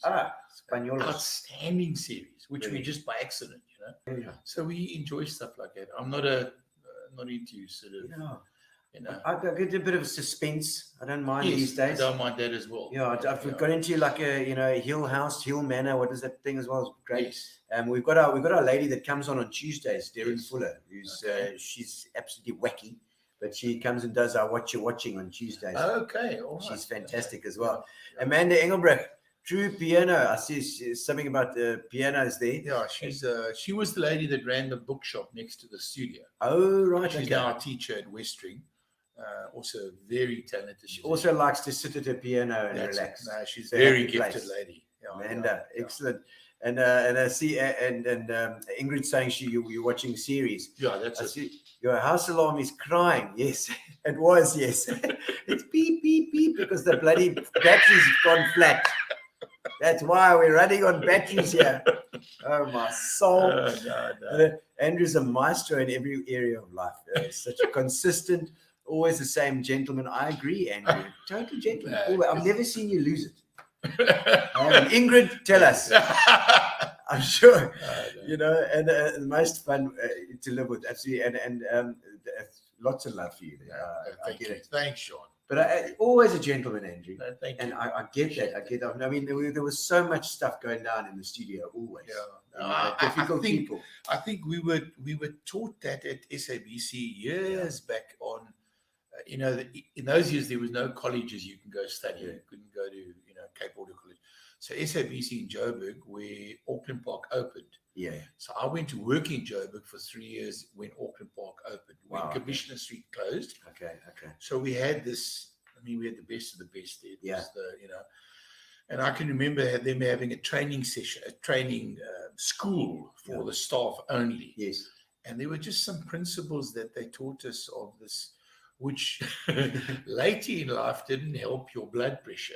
Right. Because actually, fun when your cardiologist says, "How come you always stay calm?" And I said, "Well, I was taught this." He said, "Yeah, but your heart is going, help me, help me, please." So I can remember that, and so we were taught, if you stay calm in a broadcasting time and that type of thing, you'll find the fault. Yes, or when it's chaos, you're going to find it cool. So find it, trace with the fault. When the lights go out, get the laptop up, put on the video. Like I just saw now, you and Gary was as calm as ever. Calm as cucumbers. Yeah, I mean, I felt quite intimidated.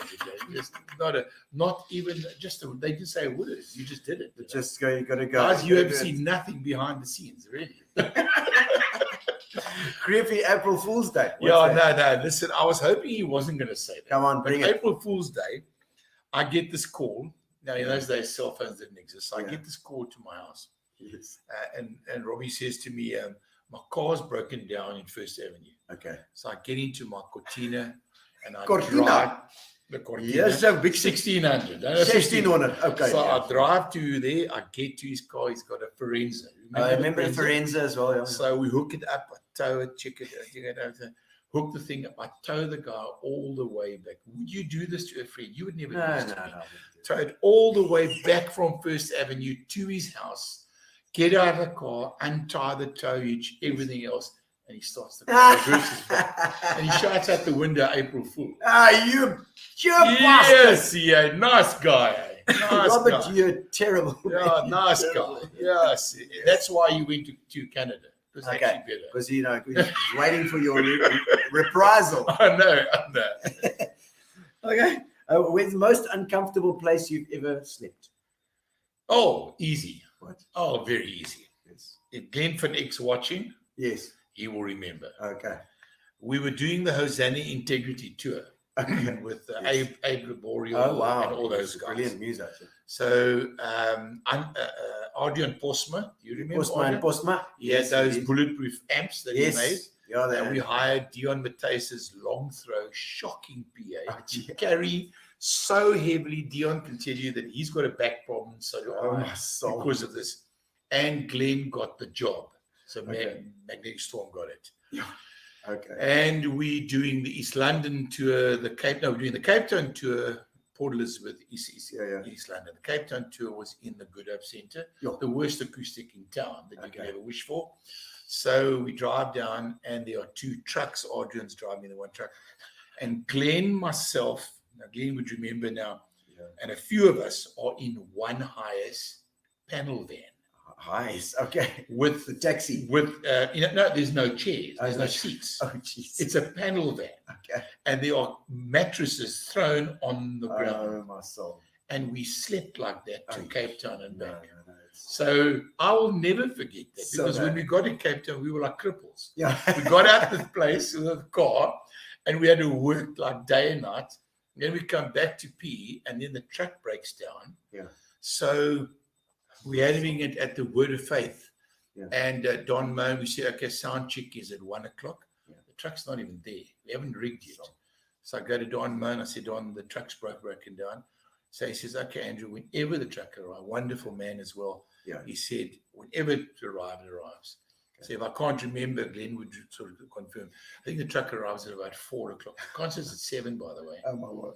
So we had to rig everything, and in those days, no in-ear monitoring. No. We had 14 mixes on stage. To monitor mixes. Yeah, monitor mixes, which we were using PV 24-channel mixes. That wasn't a monitor mix. Yeah. Bernard was doing front of house for that concert. And it was a nightmare. Yeah. But we actually had everybody happy.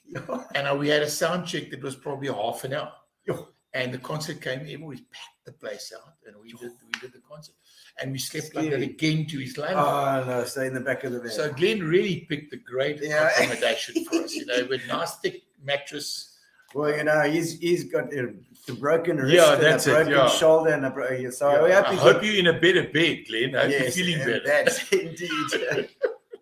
I hope he's watching. It'll be good. Maybe cheer him up a bit there. That was the worst. Oh, man. Okay. Is there ever an event in your life that defied explanation? Defied explanation? Yeah. No, I'm trying to... No, it's that thing, like sometimes these gigs go, everything seems to be against you. Okay. Yes. All right. I won't use names, but we were invited to do an anti-drug concert. It was years back. This is years back again. Okay? Yes. At the UPE rag farm. You remember the rag farm? I do remember the rag farm. The rag farm. So we got a stage up front, and we got Dion's great PA. Okay, the long I think it was a Martin PA, whatever. And he's got those massive amp racks that you kill your back on to try. Anyway, so we rig up this thing, and it's myself. Dion's on stage doing monitors, and he's on stage helping the guys. I'm doing monitors on the front of house and front of house. Okay? Remember the days you'd mix everything? Yeah. And we come there, and it was promoted by a certain promoter, and it was called an anti-drug night. To promote anti-drugs. Yes. Well, about half an hour into the start of the rigging of the concert, I started to smell. And I thought, man, I don't know the smell, but I think I can recognize it. So I said to the promoter, tell me, is this an anti-drug or is it a drug concert, pro-drug? So he said, no, why? I said, yes, buddy, I think you got a bad nose or something. If I breathe anything more, I'm going to be high within half an hour. So we carry on. And do you remember the band called Zister? That was I was in that band. Oh, you did? I was in that band for a while. And I remember the guy got up in the front and he had those tights on. I can't remember the guy's name. Steve. Steve Perry's. That's it. So he had this super tight suit on. And I still thought, wow. Before I joined the band. Okay, that's all. Thank heavens for that. Yeah, no. But look, I had a lot of respect for Steve to wear a suit like that. No. It was like and they had the paint. Yeah, it was heavy metal vibes. And they were actually very good musicians. I remember in those days exceptionally well. So they played, and I remember the bass, the drummer was so attacking that he broke the bass drum pedal.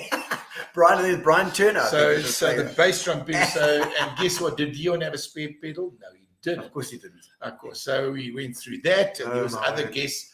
And I still believe if there was a moment where I think God must have looked down to me and said to me, Andrew, do you really enjoying this? Because I looked at this and I thought, what am I doing here? Yeah. And in those days, we were paid. I'm not lying to you. I think I was paid about $250 for the night, which was a lot of money. Okay, but $250 for that's rigging and everything. And I'm busy, and the oaks, and there's the smell, and it's bad, and the oaks are fighting, the things are going bad, and I'm going, wow, this is bad. And suddenly, when these cold air comes off the sea, and it brings that cloud, that mist. Yes. I'm not lying, Gino. Within 15 minutes, you couldn't see the stage. Oh my word! Okay, it was just so it shut it down. We eventually took cloths, and I had to wring the water off the desks because it was so much water coming. So they canceled the thing, so you didn't have to stay. And Dion and I packed up in the rain and the mist, and I said to him, Dion, That was a miracle. Believe me, for you and Dion both agreed. Just didn't want to be here Needless to anymore. say, we never did the anti-drug concerts again. Well, I'm sure that might have been Steve smoking a spliff there. That was funny. Sean was saying, R.I.P. Steve. He was a character and a half. That Steve Perez. Yeah, I'll never forget his suit. Long as I live. I joined the band probably about 2 years later. A front man of note. And we had they dressed me in underpants. I was the youngest in the band. Our first band I joined. Oh my word, that was. Those were bands. We got another guest. We got another guest. Gary's telling us there's another guest coming on. I'm gonna just get the sound up here. Hi, I'm Andrew. Otherwise, I know him as Android.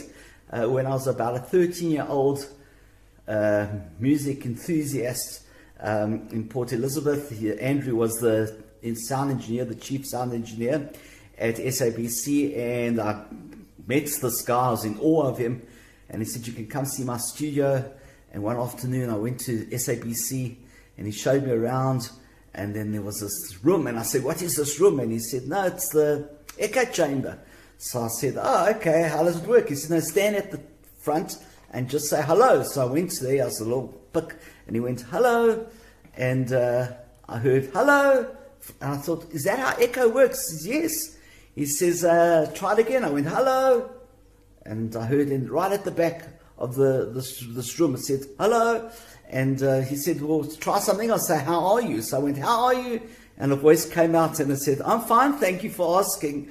And he had suckered me. It got somebody to go and hide in the drum room where they kept the drum kits. Anyway, I've subsequently grown up a little bit, and I've got my own recording studio in Johannesburg, and I have recorded most probably, I think, about 15 albums with the Andrew in PE. It's still my hometown. As my wife says, I work in Joburg, but I still live in PE.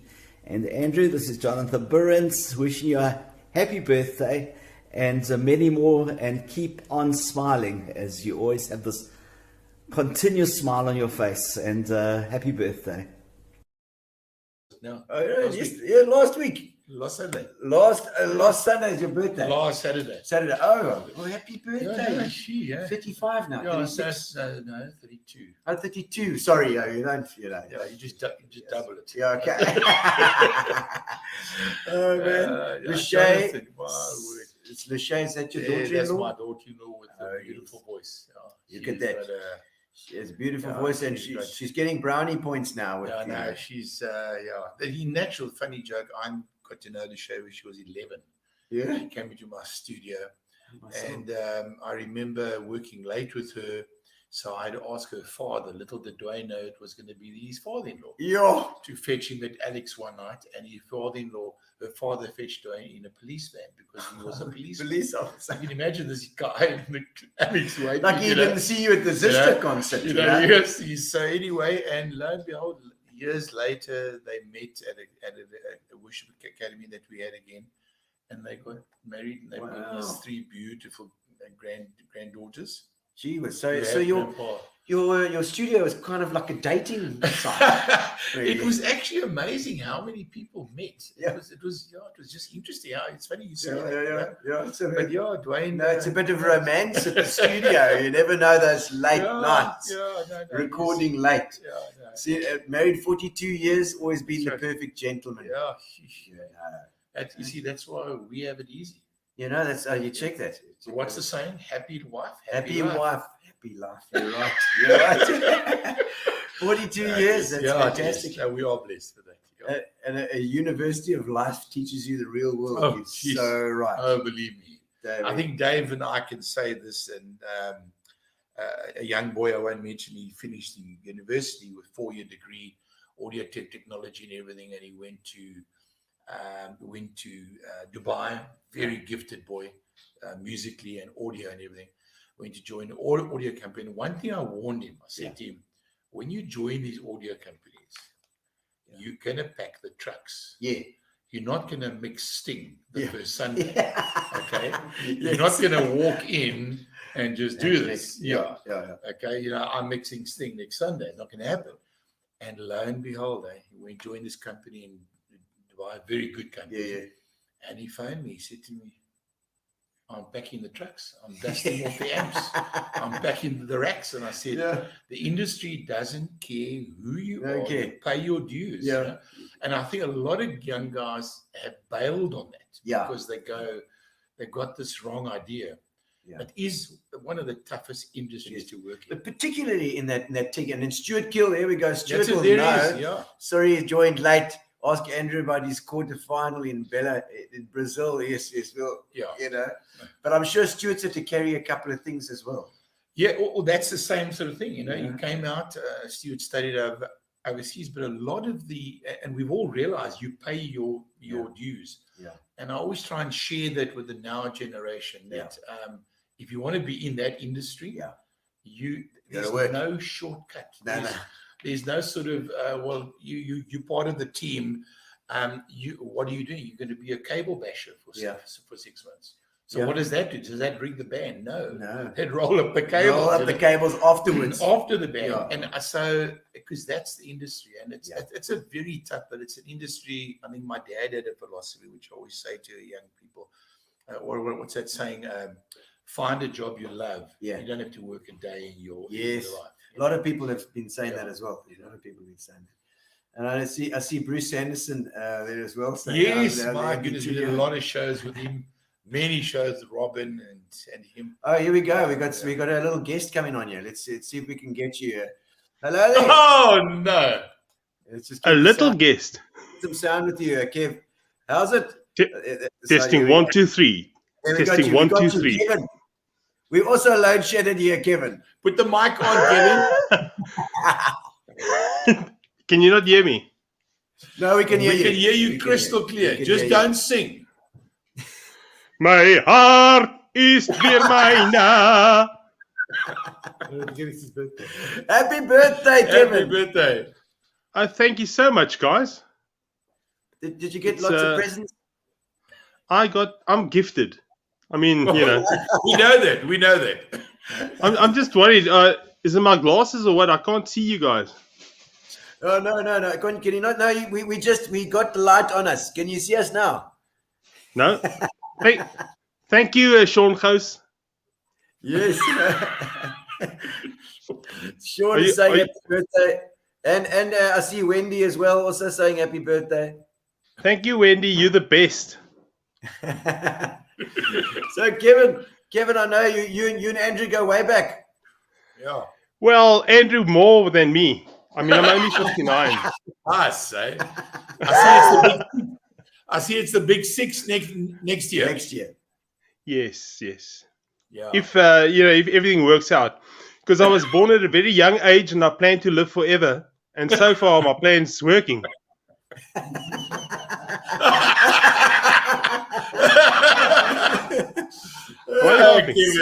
So far, what worries me most, is that I've seen that only the good die young. So every year I have a birthday, I'm like worried. Why am I still young? I mean, really? Thanks, do people not know how good I am? Yeah. Thank you. Oh man, Kevin, I know you and I did a lot of sessions at the studio. Anything you remember specifically? I was thinking about that this afternoon, and the biggest one I can remember is going into Andrew's studio, Creative Audio, right? Yes. Yeah. Yes, I remember the name because the other guy is New Zealand. I couldn't remember his name. Mike McCarthy. Very good. He had the other studio in town. Yes. He was audio concept, I think. Yeah, audio concept. Right. That's right. I'd forgotten about Mike. Yeah, that's right. Yeah, jeez. Wow. He actually started. Weird. Oh, really? Okay. Yeah. Well, he had to leave town, Andrew, after they put the heat out on him. Mike's made me a lot of things, but he's not stupid. So one thing that I'll never forget, and I've done a few recordings, with Andrew and with other people and wherever. But one thing I keep going skiff on this camera. The cameraman here is not very good. Oh, can you see my bangles on my headboard? Oh, I was taking off. Yes. Yeah. So I remember going into a studio at 9 the one morning, and Andrew always had a rule that there was no coffee before the first take was in the can. All right. So we got the first few down, and it was a guy who I think came through from the R or somewhere, some town. And we recorded 12 songs that we'd never heard before, all original songs. And we recorded them, Tini, myself, could have been Fuzz on bass or Dion, my brother. Yeah. And we ended up, I think we left at about 5 o'clock, 6 o'clock. We'd done our tracks and we left, and Andrew then still recorded the guy's vocals. Oh. And I think it was that night, 12 o'clock or something, the guy left with his finished product. He had to have it done in one day. I don't know if you can remember that guy, Andrew. I don't remember the artist. I'm trying to think of I remember it very well. It was quite a long day, I think. I remember that one. That one hurt you. Gee, it's crazy. That's the thing about a sound engineer. If you're going into engineering, you're going into sound. Often, that's the vibe. That late vibe. Hey, there you are. Oh, we're back. I can see you guys now. Yes, now. Yeah. Can we have it off again, please? No, we're happening here. We can see ourselves. We can see you. So we're all good. But we've got. You guys are very you're shadowy figures. I must be honest. Oh, I can see that. It's very romantic over there. Dark. Can we see your hands, please? Both. Given. Yeah, no. As I say, I'll never forget that day because it was insanity to do because Andrew started the concept. You remember Andrew that time with Tini and myself and you and Dion, and then Fuzz later on became our bass player. Because he was right next door selling books at the bookstore. Yeah, I know. No, we had some wonderful. I remember Kevin people used to get upset. Kevin would bring. Remember your BK drum kit? Yes, sir. Kevin would come in with this like cheapest drum kit, puts the best vellums on, gets the best drum sound, and then we got the best kick drum sound. And the only reason why he would bring his electronic kick drum. Yes. So guys would ask me, so how come Kevin Matthys' kick drum always sounds so better? But I couldn't tell them that we're using electronic. And his cheap drum kit sounded better. Oaks would bring. I remember a guy coming in and bringing in one of these. He had like 6 toms, a sonar. Yeah, beautiful. And it was the worst sounding kit ever. And I couldn't get it to sound good. And I thought, oh, Kevin, where's your kit? If I could just get it back. Yeah. I remember once a church rented. They were recording at your place, and they actually rented my drum kit from me to record. And I said, "But what? Don't you have a kit?" And they said, "Yeah, they got a pill." I said, "Well, why don't you use the pill?" They said, "Andrew said it's not sounding lekker." And they actually took the BK.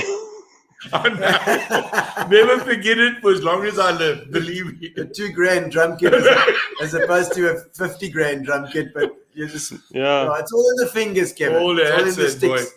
All in the sticks. Oh yes. Oh, Kevin. Well, I think we've okay up there in Durban. Everything okay up there in Durbs? It's beautiful. Yeah, we have water. We now have power. We've got Iron Man. Yeah, we've got young Dane Bunderman is pumping out the tunes while I was doing the Iron Man today. Nice. What, he was doing the Iron Man? Iron Man. Oh, Iron Man. Oh, were you ironing? Okay, all right. No, okay, I'm lying. I did washing and dishes. That's it. No ironing. If I did ironing, do you think? If I did ironing, you think I'd be this creased? Creased lightning. It's good to hear you, Kevin. Yes. You said it to all the guys, Andrew. Thanks, Kevin, and good to see you, and I hope you're doing well. And thanks for popping in. It's always good. Thanks, Kevin. No, it's been good seeing you guys. At least I know both my eyes still work. You know, and because I don't really know what it was like, but I'm sure it was a good thing to be Andrew's first choice drummer. Yeah. Oh. Yeah. I feel the room change a bit. There was a slight change here. Sure. I hope that the PE is so cool now. It's going to rain again for you guys. So maybe it'll help. It will be. Yeah, Kevin, the reason why is that I paid you less per session than Gino. Gino charged more. That's why I'm a better deal. He charged you paid him one fee. I charged per kilo. Oh, Kevin. Thank you, Kev. Yeah, Kevin. Yeah, nice good seeing you guys. Okay. Keep it up. All right, Kevin. all right. We'll do. Here we go. Let's go. Bye. Yeah, there we go. Oh, that's Kev. Wow. What a legend. And I remember doing his dad's recording with Niels and with Jacques De Koning. Yes, as well. Yes, that was also a very talented guy. Yeah, Jacques was such a gifted boy. So many recordings. I mean, that's in actual fact, the other day I was packing away, I was sorting out my cupboards, and I got CD copies, of course, of everything. Yes, and there's stuff that I actually forgot about. Seriously, when I looked at the cover, I can't remember doing it. I mean, I look at the cover, I see the guy, I see the name, and I'm like, stuff that I realized that we and it was mainly us, you know, it was you and Kevin, and then Dwayne played on some albums, and Dion and Fuzz and Tini played just about on everything. So we were very fortunate. It was a wonderful time. Tini also an amazing guitar player as well, you know, and with Kevin and Dion together, that rhythm section is just so tight, you know. Really, absolutely so good times. I see greatest sound man and pianist from Bruce Anderson there. I see as well. So shows with him. Yes. Bruce doing all the is Bruce down in Cape Town? In Cape Town, he's there. Yeah. They're also very talented singer, all that. Absolutely. All right. So I've got a couple of questions here. If I can just see them. We've got a section that we do, which is like a rapid fire section. Yes. Okay. But before that, we just the biggest learning experience of your life, or of your career, of your life. Actual fact, biggest learning. Funny enough, I have to go back. Being out of the industry for so long and being then invited to go and sing, to work in Brazil. Was probably the biggest learning curve that I ever saw, because I'd realized in 14 years what the industry has happened. It was just probably the most, it was the greatest experience that I had. But I realized that if you're not keeping up to date, there's not a snowball's chance. That you can. And so it's a type of industry, and it's something that I loved it. Yes, I absolutely enjoyed it. Learning experience. It was learning out of another level.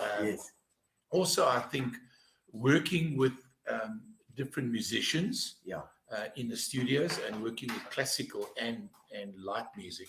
I just if you're willing to learn on every area. So that, I mean, that's often a thing that I've always thought of as a musician as well, is never be afraid of learning new stuff, because you can often, as a muso as well, you can be like, you know, you're like, I've played with this and I've played with that guy and I've played and I've done this gig and that gig, but there's always something new. Something you can, and you can see it, as I said earlier, where those that are really, they put in their hours, and they play well.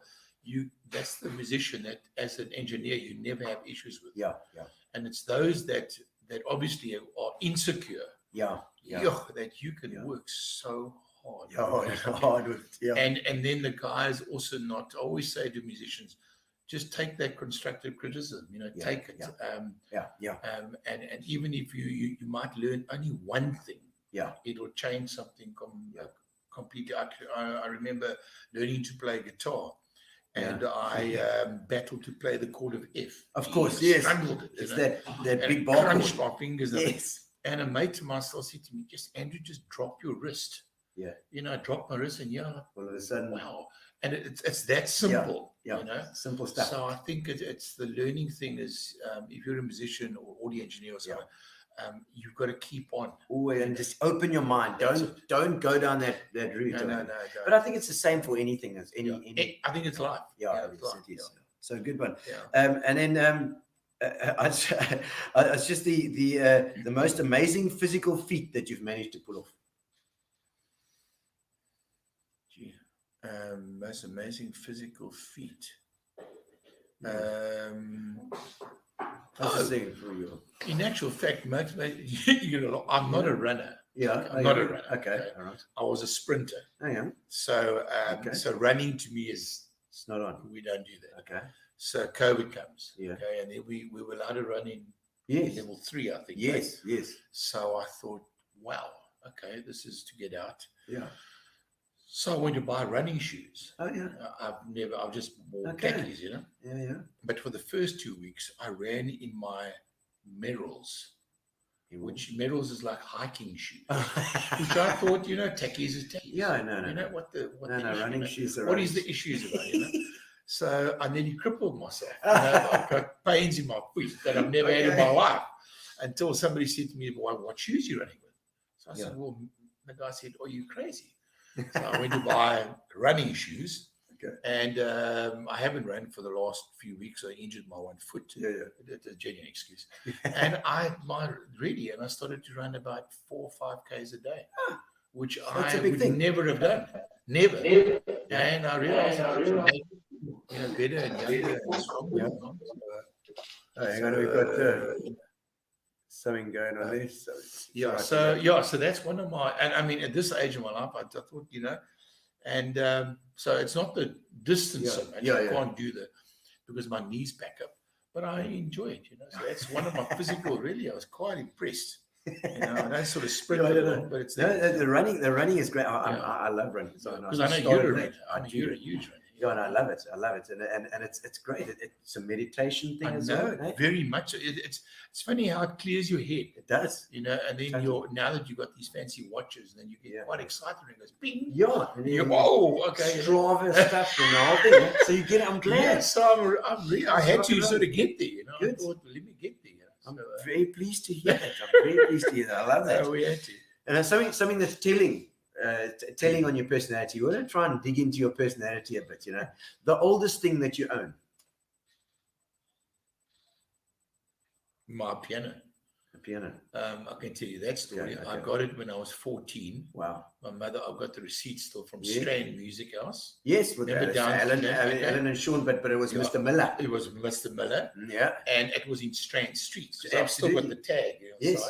There's still that sign in Govan Becky that says that's it. It says just down the road. And it's got, and I've got the receipt. My mother bought me a brand new Yamaha upright piano for 550. Weren't you the spoiled child? No, and so I was the only son. And I was 11 years later to my sisters. So that's another story. Okay, that's another story. So I got a 550 rand after my sister bought me a 50 rand piano.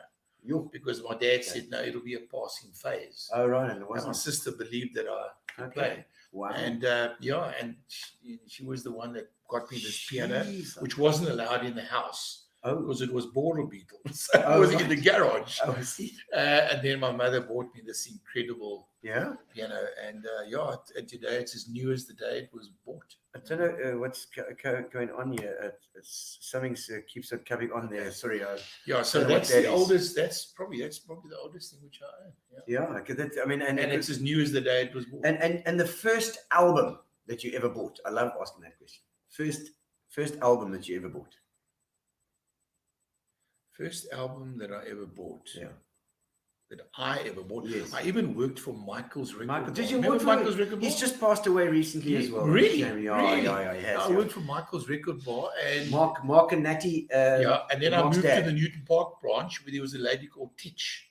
Oh, and she passed away. I worked there for 11 rand 20 a Saturday. Saturday. It was a lot of 11 rand 20, for a whole Saturday. Yeah, a whole Saturday. So it was lots. And then my first album, if I remember my first album. Tell us yours as well, Neil Leachman.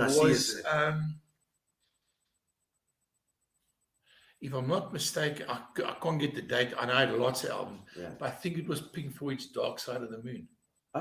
Whoa. Because I was fascinated by.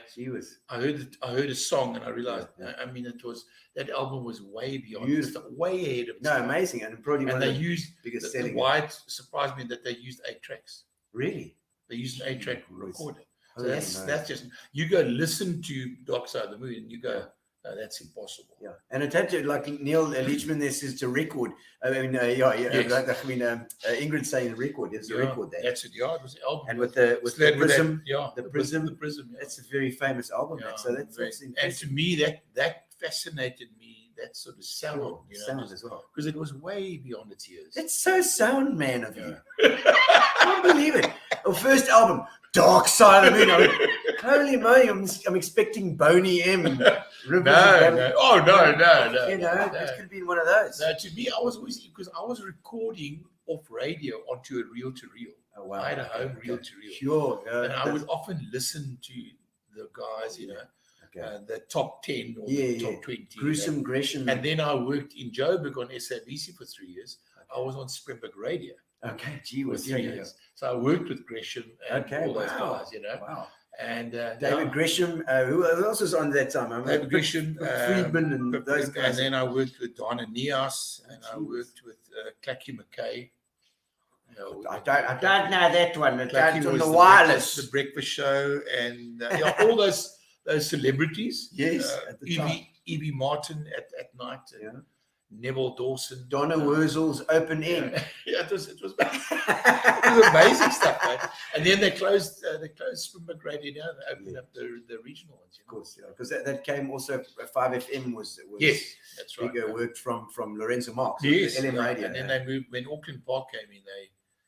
Elise Fish was talking. We were talking about that the other day.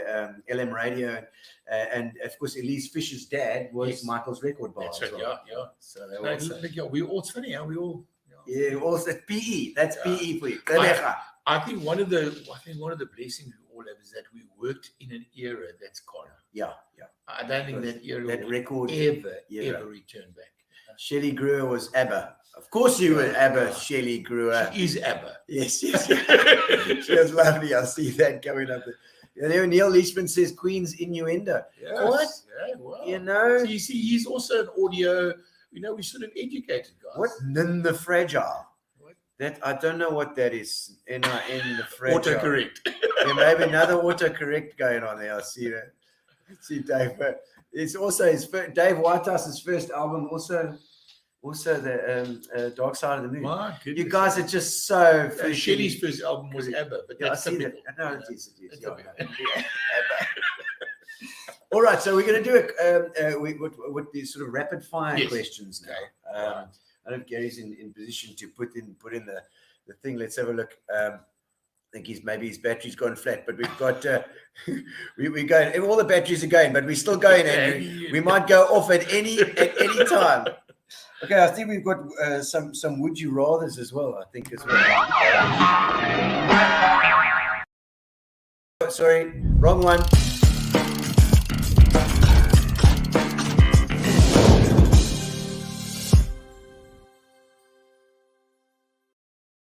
Fire quick quiz. If you could instantly become an expert on something, what would it be? On anything, an expert. Jeez, I can't even hear an expert. Like something that you hadn't done before. Rally driver. A rally driver? Yeah, I love that. I'll be the guy. We can be in the car now. Right? Left 32, left 30, 500 meters. Those guys are insane. No, that's just crazy. I love it. Okay, it's supposed to be rapid fire. But we're really getting stuck here. Okay. Have you ever been in a car accident? Yes.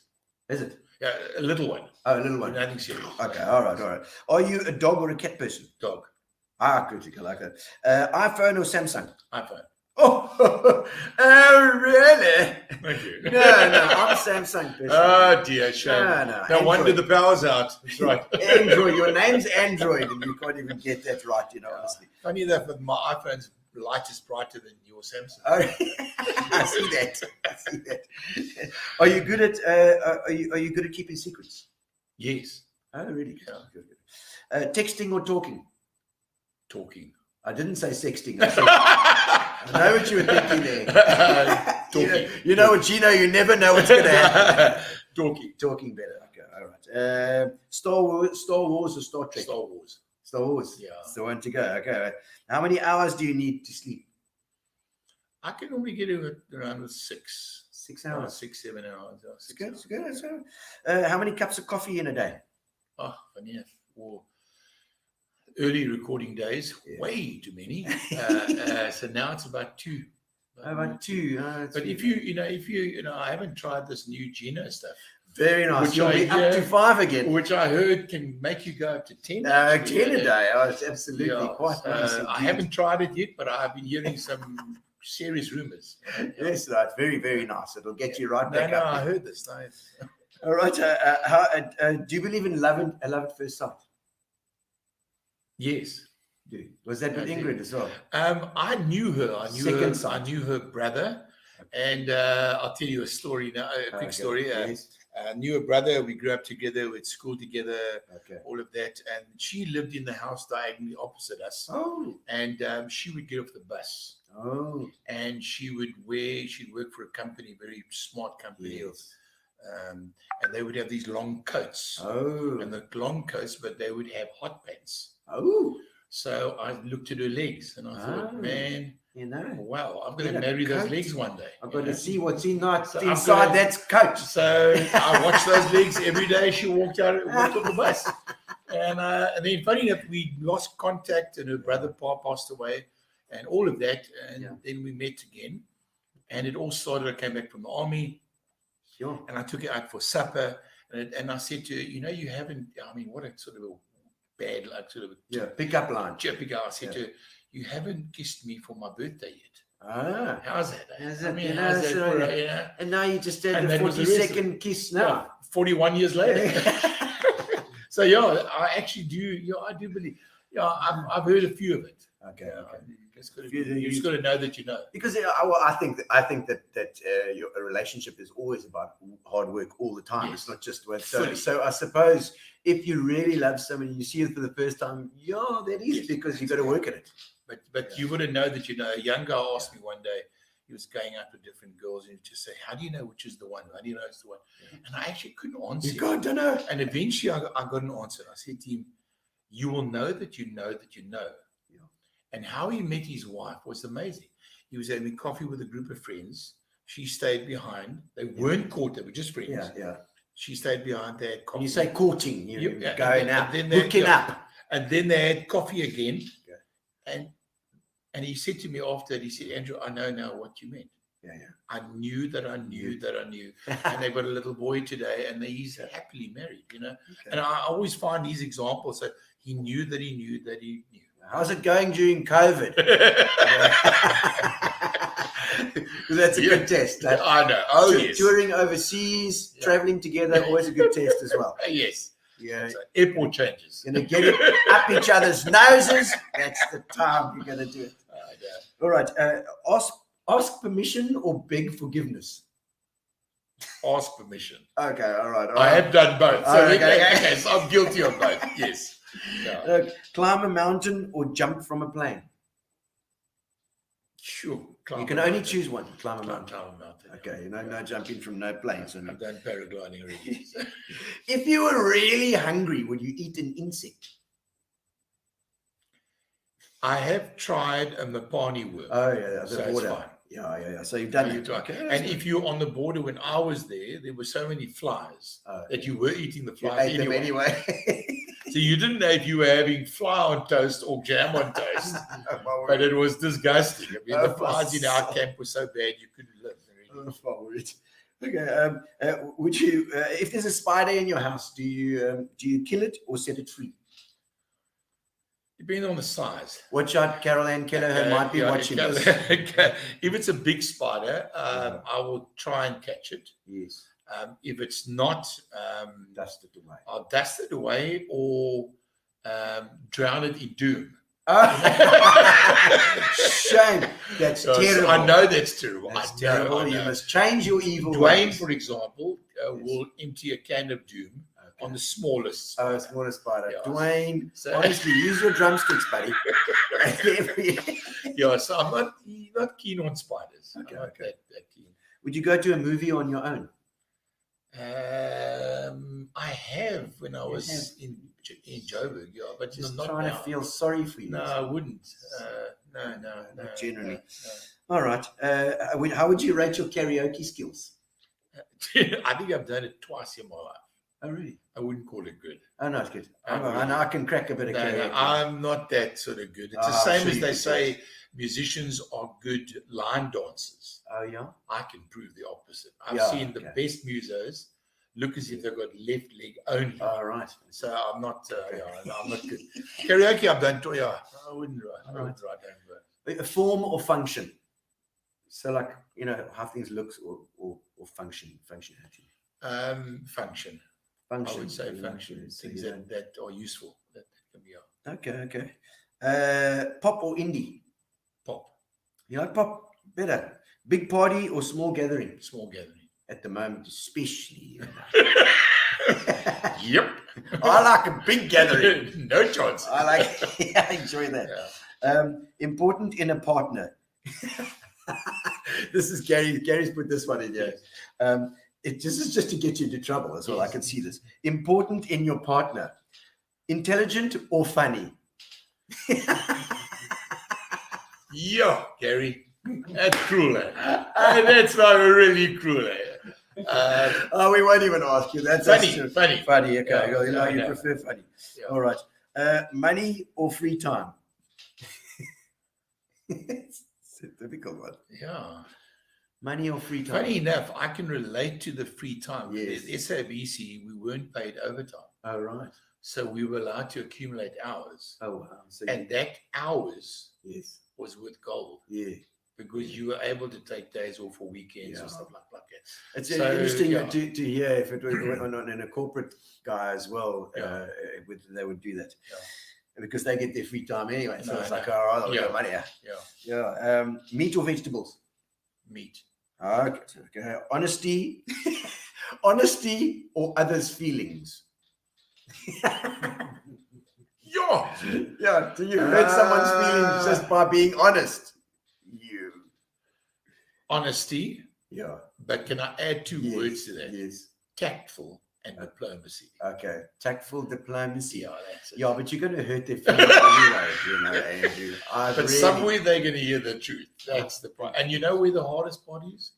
When in the studio where somebody came in. Yes. Now, these are the tough ones where the mother and father are on the couch at the back and the granny and grandpa, they're all there and they say, Rosie sings so beautifully. She's like Celine Dion. Yes. And she goes into the studio and she wants to do an album and she plays the backing track, she gives it to you and she sings and you go, you can't be serious. Yeah. And she can't find the note on the backing track. Yeah. And I'm going, how do you do this? This Now, one. Ding, ding, ding, ding, you ding, can ding. take the money, in other words, do the album. Yes. In those days, we never had auto-tune. There's no such thing. And I looked at this and there were quite a few times where I would say to them, go to Mandy, let Mandy train your ear. And then And go then back I again. was people got offended by it. Yeah. Because, but Omar says I sing well, I know, but Omar's tone deaf as well. So, because, I've got grandchildren, and my grandchildren never do anything wrong. No, of course Obviously not. Of course not. So, that's a tough one there. Okay, all right. A couple more here on the quick question side because we're running out of batteries, so we're going to have to get moving. your here. candle. I don't even know how we're going to do the competition. I hope Gary's got an idea. We might have to just ask some question and then. We'll, for the next show, for Kevin Abrams' show. Yes, Kevin Abrams' show. We'll have to do. An early draw. We give it away. We'll do two. We'll have to do two draws for that one. All right. Your first celebrity crush. I'd like to hear that. Can be a guy or a girl. Olivia Newton-John. Oh yes. Oh, always good. Sandy, can't you see? See, you're the one that I want. That's come on, you can't beat that. Grease, Hopelessly devoted. Did you you can't like touch that song? Did you like her when she was in the Leathers or when she was in the Both. Both. You liked it. Both. Yeah, but that you How could Could You see Devote the It real- song was probably a hit. Greatest song. Dave saying retake. Absolutely. We have to say, cheers, my laptop battery's going. I see somebody's laptop battery's on the way out as well. We've lost all of them except this one as well. So we're going well. Thank goodness for Gary's laptop. As at Sean. Sean's laptop battery. All right. And then, so we're going to retake the show. We'll have to retake the show. I see you. Your favorite childhood memory? Favorite childhood memory was actually, believe it or not, the memory that comes to mind is singing. I can't believe I actually did this. I was 7 years old, and I sang on the King's Beach Amphitheatre. Wow! I would sing, twist, and shout. Come on, baby, now. That's it, yeah. And I used to win. Hey, and I was 7. I think it was 6, 7, 8 years old. Yeah, it was every December. Oh, okay. So I would stand on the stage and sing, come on, twist and shout. Can you believe it? I can't actually believe Come on, baby. That's probably what I remember, yeah. That's I love that. I can't believe, because I would never do that. Really? But I did. But you've been on stage plenty times. Leading worship and whatever. I always prefer, funny enough, I prefer the piano. I prefer sitting behind, behind something, you know. Giving them a bit of bit of background stories going on. Yeah. The dumbest thing you've ever done? Gino spot. Gino spot. Dumbest thing I've ever done. I've done it a few times. Yeah. And I still think it is the dumbest thing that I can always do. Yeah. Is lock my keys in the car. Oh, that is that to me it annoys me. You'll see a side of me you'll miss because I can't believe that I did something like that. I can't get it in my head. Did you actually leave them in the ignition? Did you get it out, lock it? You know, I get it. I think that's one of the things that I can't forgive myself. I try my best, but I can't. Okay. All right. The biggest irrational fear or phobia? Irrational fear. Yeah. Okay, I do have a semi fear of heights. Okay. Pretty irrational. It can be a physiological thing, you know, that fear of heights and that anxiety. So that type of thing. I never had it before, and funny, I don't know why I got it. Irrational fear of and phobia. Spiders, no. Yeah. Snakes. Predicting. We went to a snake park. My son took us overseas, and we went to this wildlife thing. Yeah. And they give you this python, you know, that you hold. They take a photograph. Yes. And Travis has got a photograph of me holding the python. Yeah. But you'd swear I'm choking the python with my thumb. I think the python was going, I'm dying today. Getting out of here. So you could see that this hand is squeezing the life out of where you're supposed to just hold it. You're not supposed to do it.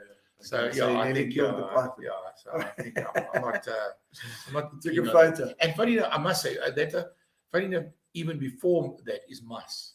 Okay. Yes, if there's a mouse in the house or a rat, I like to lose it. My fear of that would be Travis going to school the next day and saying to his teacher, I've got a picture of my dad holding his python. Thanks a lot. Thank you.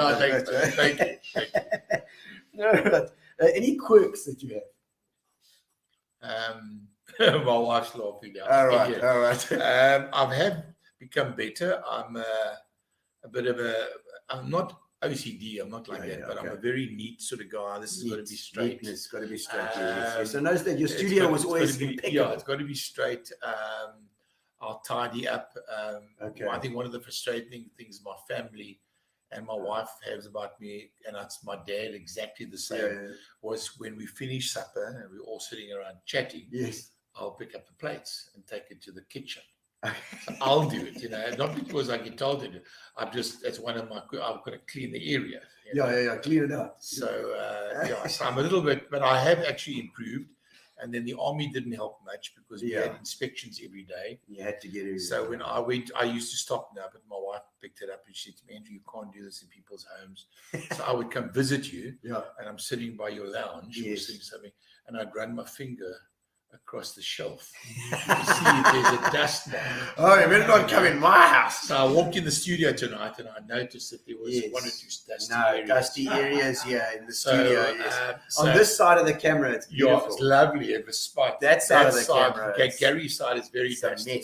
But that's Gary's side. I know, that's Gary's side. Yes, so that was, but I've actually improved that because Ingrid said to me, did you see that you ran your finger across the eye? No, I didn't. And I actually didn't know. He didn't realize you did it. Extremely rude. Yeah. So. Okay. 3 things that you can't live without. 3 things I can't live without. Wow. Other than your wife and your children. Shower. You like it? You're the second person. Who was it? Who else did a shower? It was Tim said so. Shower. Yeah, it's the shower. Yeah. And funny enough, I've tried to grow beards, but I prefer to shave. Okay, you don't like that stuff. So with COVID, I was fine. I sort of lasted a week or 2. And I started to look like Moses, So I thought, no, okay, let me just. So I'm not. Probably why you've never kissed me. I had a moustache for nearly 30 years of my marriage. Okay. Yeah, so probably that, and live without. It's coffee. You're a coffee lover. I'm not crazy on it. I can live. You're not a wine drinker or anything. No. Those sort of things don't. Funny enough, I enjoy bread. Oh, right. I enjoy bread. I enjoy a jam. I love it. Jam with lots of butter on. Butter. Oh, I was so hungry now. Genuine butter. Butter. You just love it. Butter and so I love stuff like that. Yeah, no. Bread. I had one today and I've got Colin Lyle's got his little pestos. Sage kitchen pestos. So when the guys bring this sort of banting stuff and pita, no. I'm not going. No, where's the bread? Really? Serious? Yeah. Which I had to do at times, but I'm like, wow. There's nothing. It's going to catch us up. There's nothing like a roasted bread cut open, melted butter. I'm so hungry now. I've got 4 biscuits waiting at home. Oh, yeah. Well, I'll send you a photograph. We're nearly finished, Joe. We're nearly finished.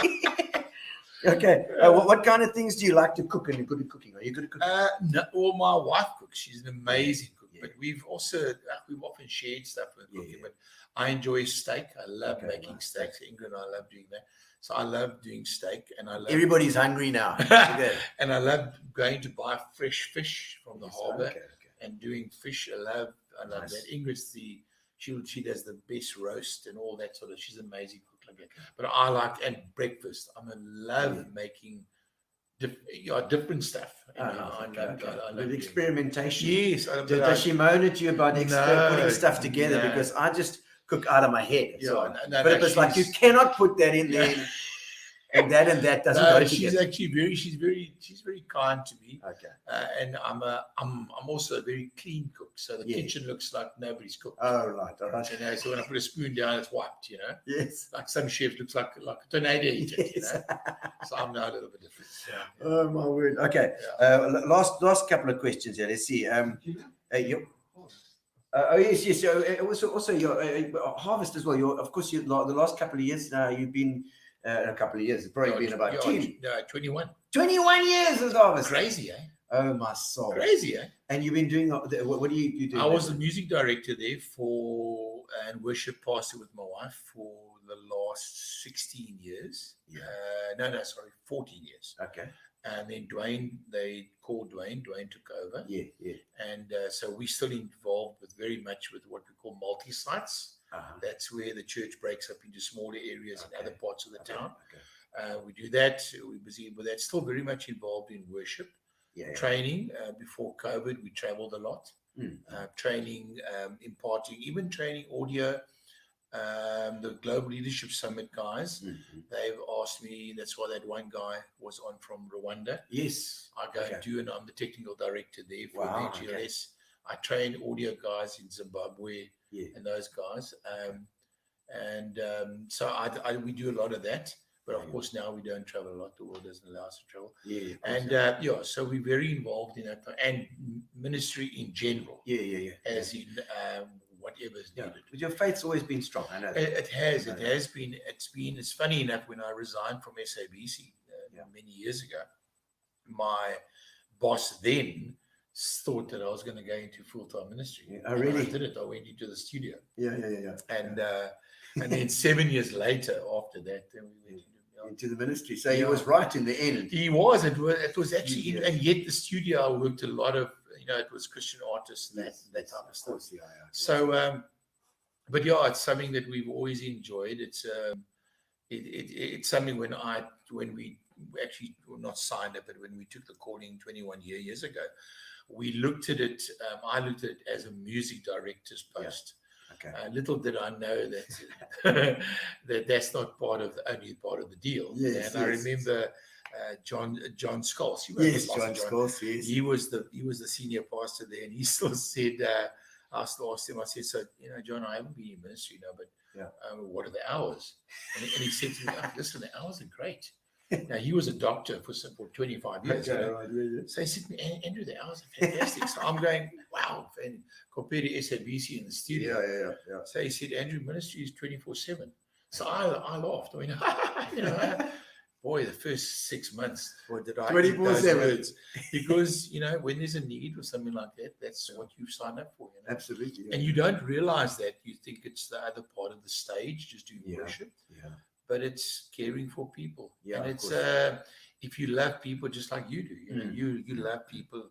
And I've always said, remember you came to do that volunteers night for us. Yeah. Do you remember that night where we had 400 volunteers? Yes, you came to do that's right, with my comedy show. Yeah. Yes, and people have always said about you that you have the gift of making people laugh. Yeah, and the world needs it so much.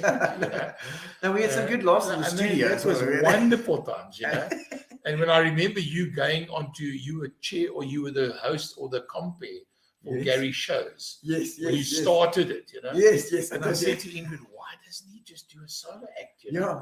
Because you were funny. That was a time when we were really trying things out. Yeah, I remember that. I remember you were the guy in the white, yes. And I still thought, what, and then you and Gary, of course, realized that. Yeah. And I don't think, I think people just enjoy the laughter. Yeah. So to me, it's that, being part of ministry it's. I remember Patrick Lencioni, a guy that wrote many books, and a teacher. He said, "Life is people." And he said church is people as well. So when we think of it, life is people. And we realize what COVID's done. Yeah. It wasn't people. No. And people have suffered bad. Yeah, absolutely. But I think COVID has brought about a lot of realization, like very and a helping. I have seen an outpouring with this thing as well. Which is fantastic. And Andrew, what an absolute pleasure to have you on the show. Thank you for the invite. Yes. Oh yeah, we haven't done the final question. Gary's reminding me about the final question. Always the proudest moment. Yes. It's not the birth of your kids. You can't have that. Proudest moment, I think, in my career. Yeah. Proudest moment was we had the privilege of recording the orchestra in Grahamstown. And there was a Professor Bircher, who was a Deutsche Grammophon conductor and a wonderful man. Wow. And we had the privilege to record the New World Symphony by Dvorak. Okay. And I'll pretend I know what that is. And it was Dvorak. it was the most beautiful piece of music, and myself and Bernard recorded it. And it was such a privilege to work with this man, even in the rehearsals. He influenced your life forever. One of those people. Yeah. And one of the proudest, and Ingrid, Bernard and I got nominated for an Arties Award. Wow. And we went to Joburg, and we got a what they call a special mention. That was a hang of a thing in those days. And it was a huge thing. And we were so proud of that, because we didn't work for that. That was our job. Yeah. And then also we got a personalized letter from Bircher. Wow. And I treasure that. Yes. Not as a proud moment, but as something, wow. Yeah, but also you need those moments to be spurred on to do the next thing. I see. What is bunt cake? Bunt cake. Yes, I see David Moss saying, and bunt cake. I don't know what that's. That's a cake with a hole in the middle. Oh, okay. David makes a bunt cake. Oh, does he make? Oh, well, David. Fancy to try that. You can send one over to Gino Spot, please. Here we go. And so I see David Becky saying, toast. Yes, toast. I used to do toast. Jean says he was the MC at the Volunteers Night. Yes, I was. He was. He was Jean. I remember. I know Jean. He was. That's it. Yeah. Okay. Yes, I remember. Yeah, that must have been scary for you. That's why Jean left. He went to a sheltered place like Sedgefield. Yes. I see that. Thanks, Neil, for popping in. It's good to see you as well, man. Thanks, Neil. And thanks for the work that you're doing as well. Yeah, you too. Keep it up, putting those guys through this. He's been lecturing for ages as well, and training these guys up. And it's actually those hubs are so important to have people coming through. I mean, I know Alan Kozak, my sound guy, speaks very highly of Neil, and so we appreciate what you're doing there, Neil. I think it's so important that we train the new generation, not just knowledge, but attitude. It's just I find that so often, guys. It's your attitude will take you everywhere. Absolutely, well, it's all about attitude and dealing with people, isn't it? That's why you do so well at what you do, Andrew, because you're a people person and you never lose it.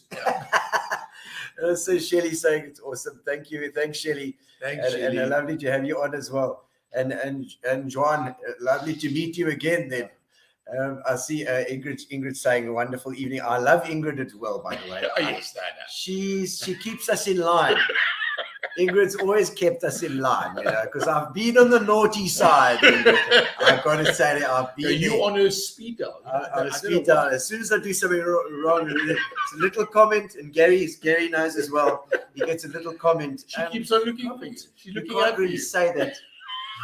I'm normally the little person on She's your two greatest fans, the two of you. Believe me. I know. I love you too, Ingrid. We love you. And so, Andrew, thank you so much for coming on.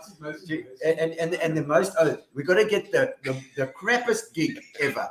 We want the most rubbish gig that you've ever had in your life where things went wrong. It must have been that anti-drug concert. The anti-drug concert, sister. I still can't get it out of my system. It was a crap gig. I thought I tried to forget it, but I haven't.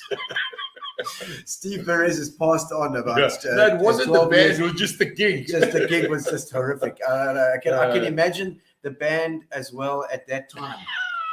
They must have. I don't know. It didn't matter. It was. I couldn't concentrate because of the amount of. No, there was the intake. I was breathing, and it was metal, and it was loud, and it was heavy. It was and when you can't see the stage, and the desk is covered in water.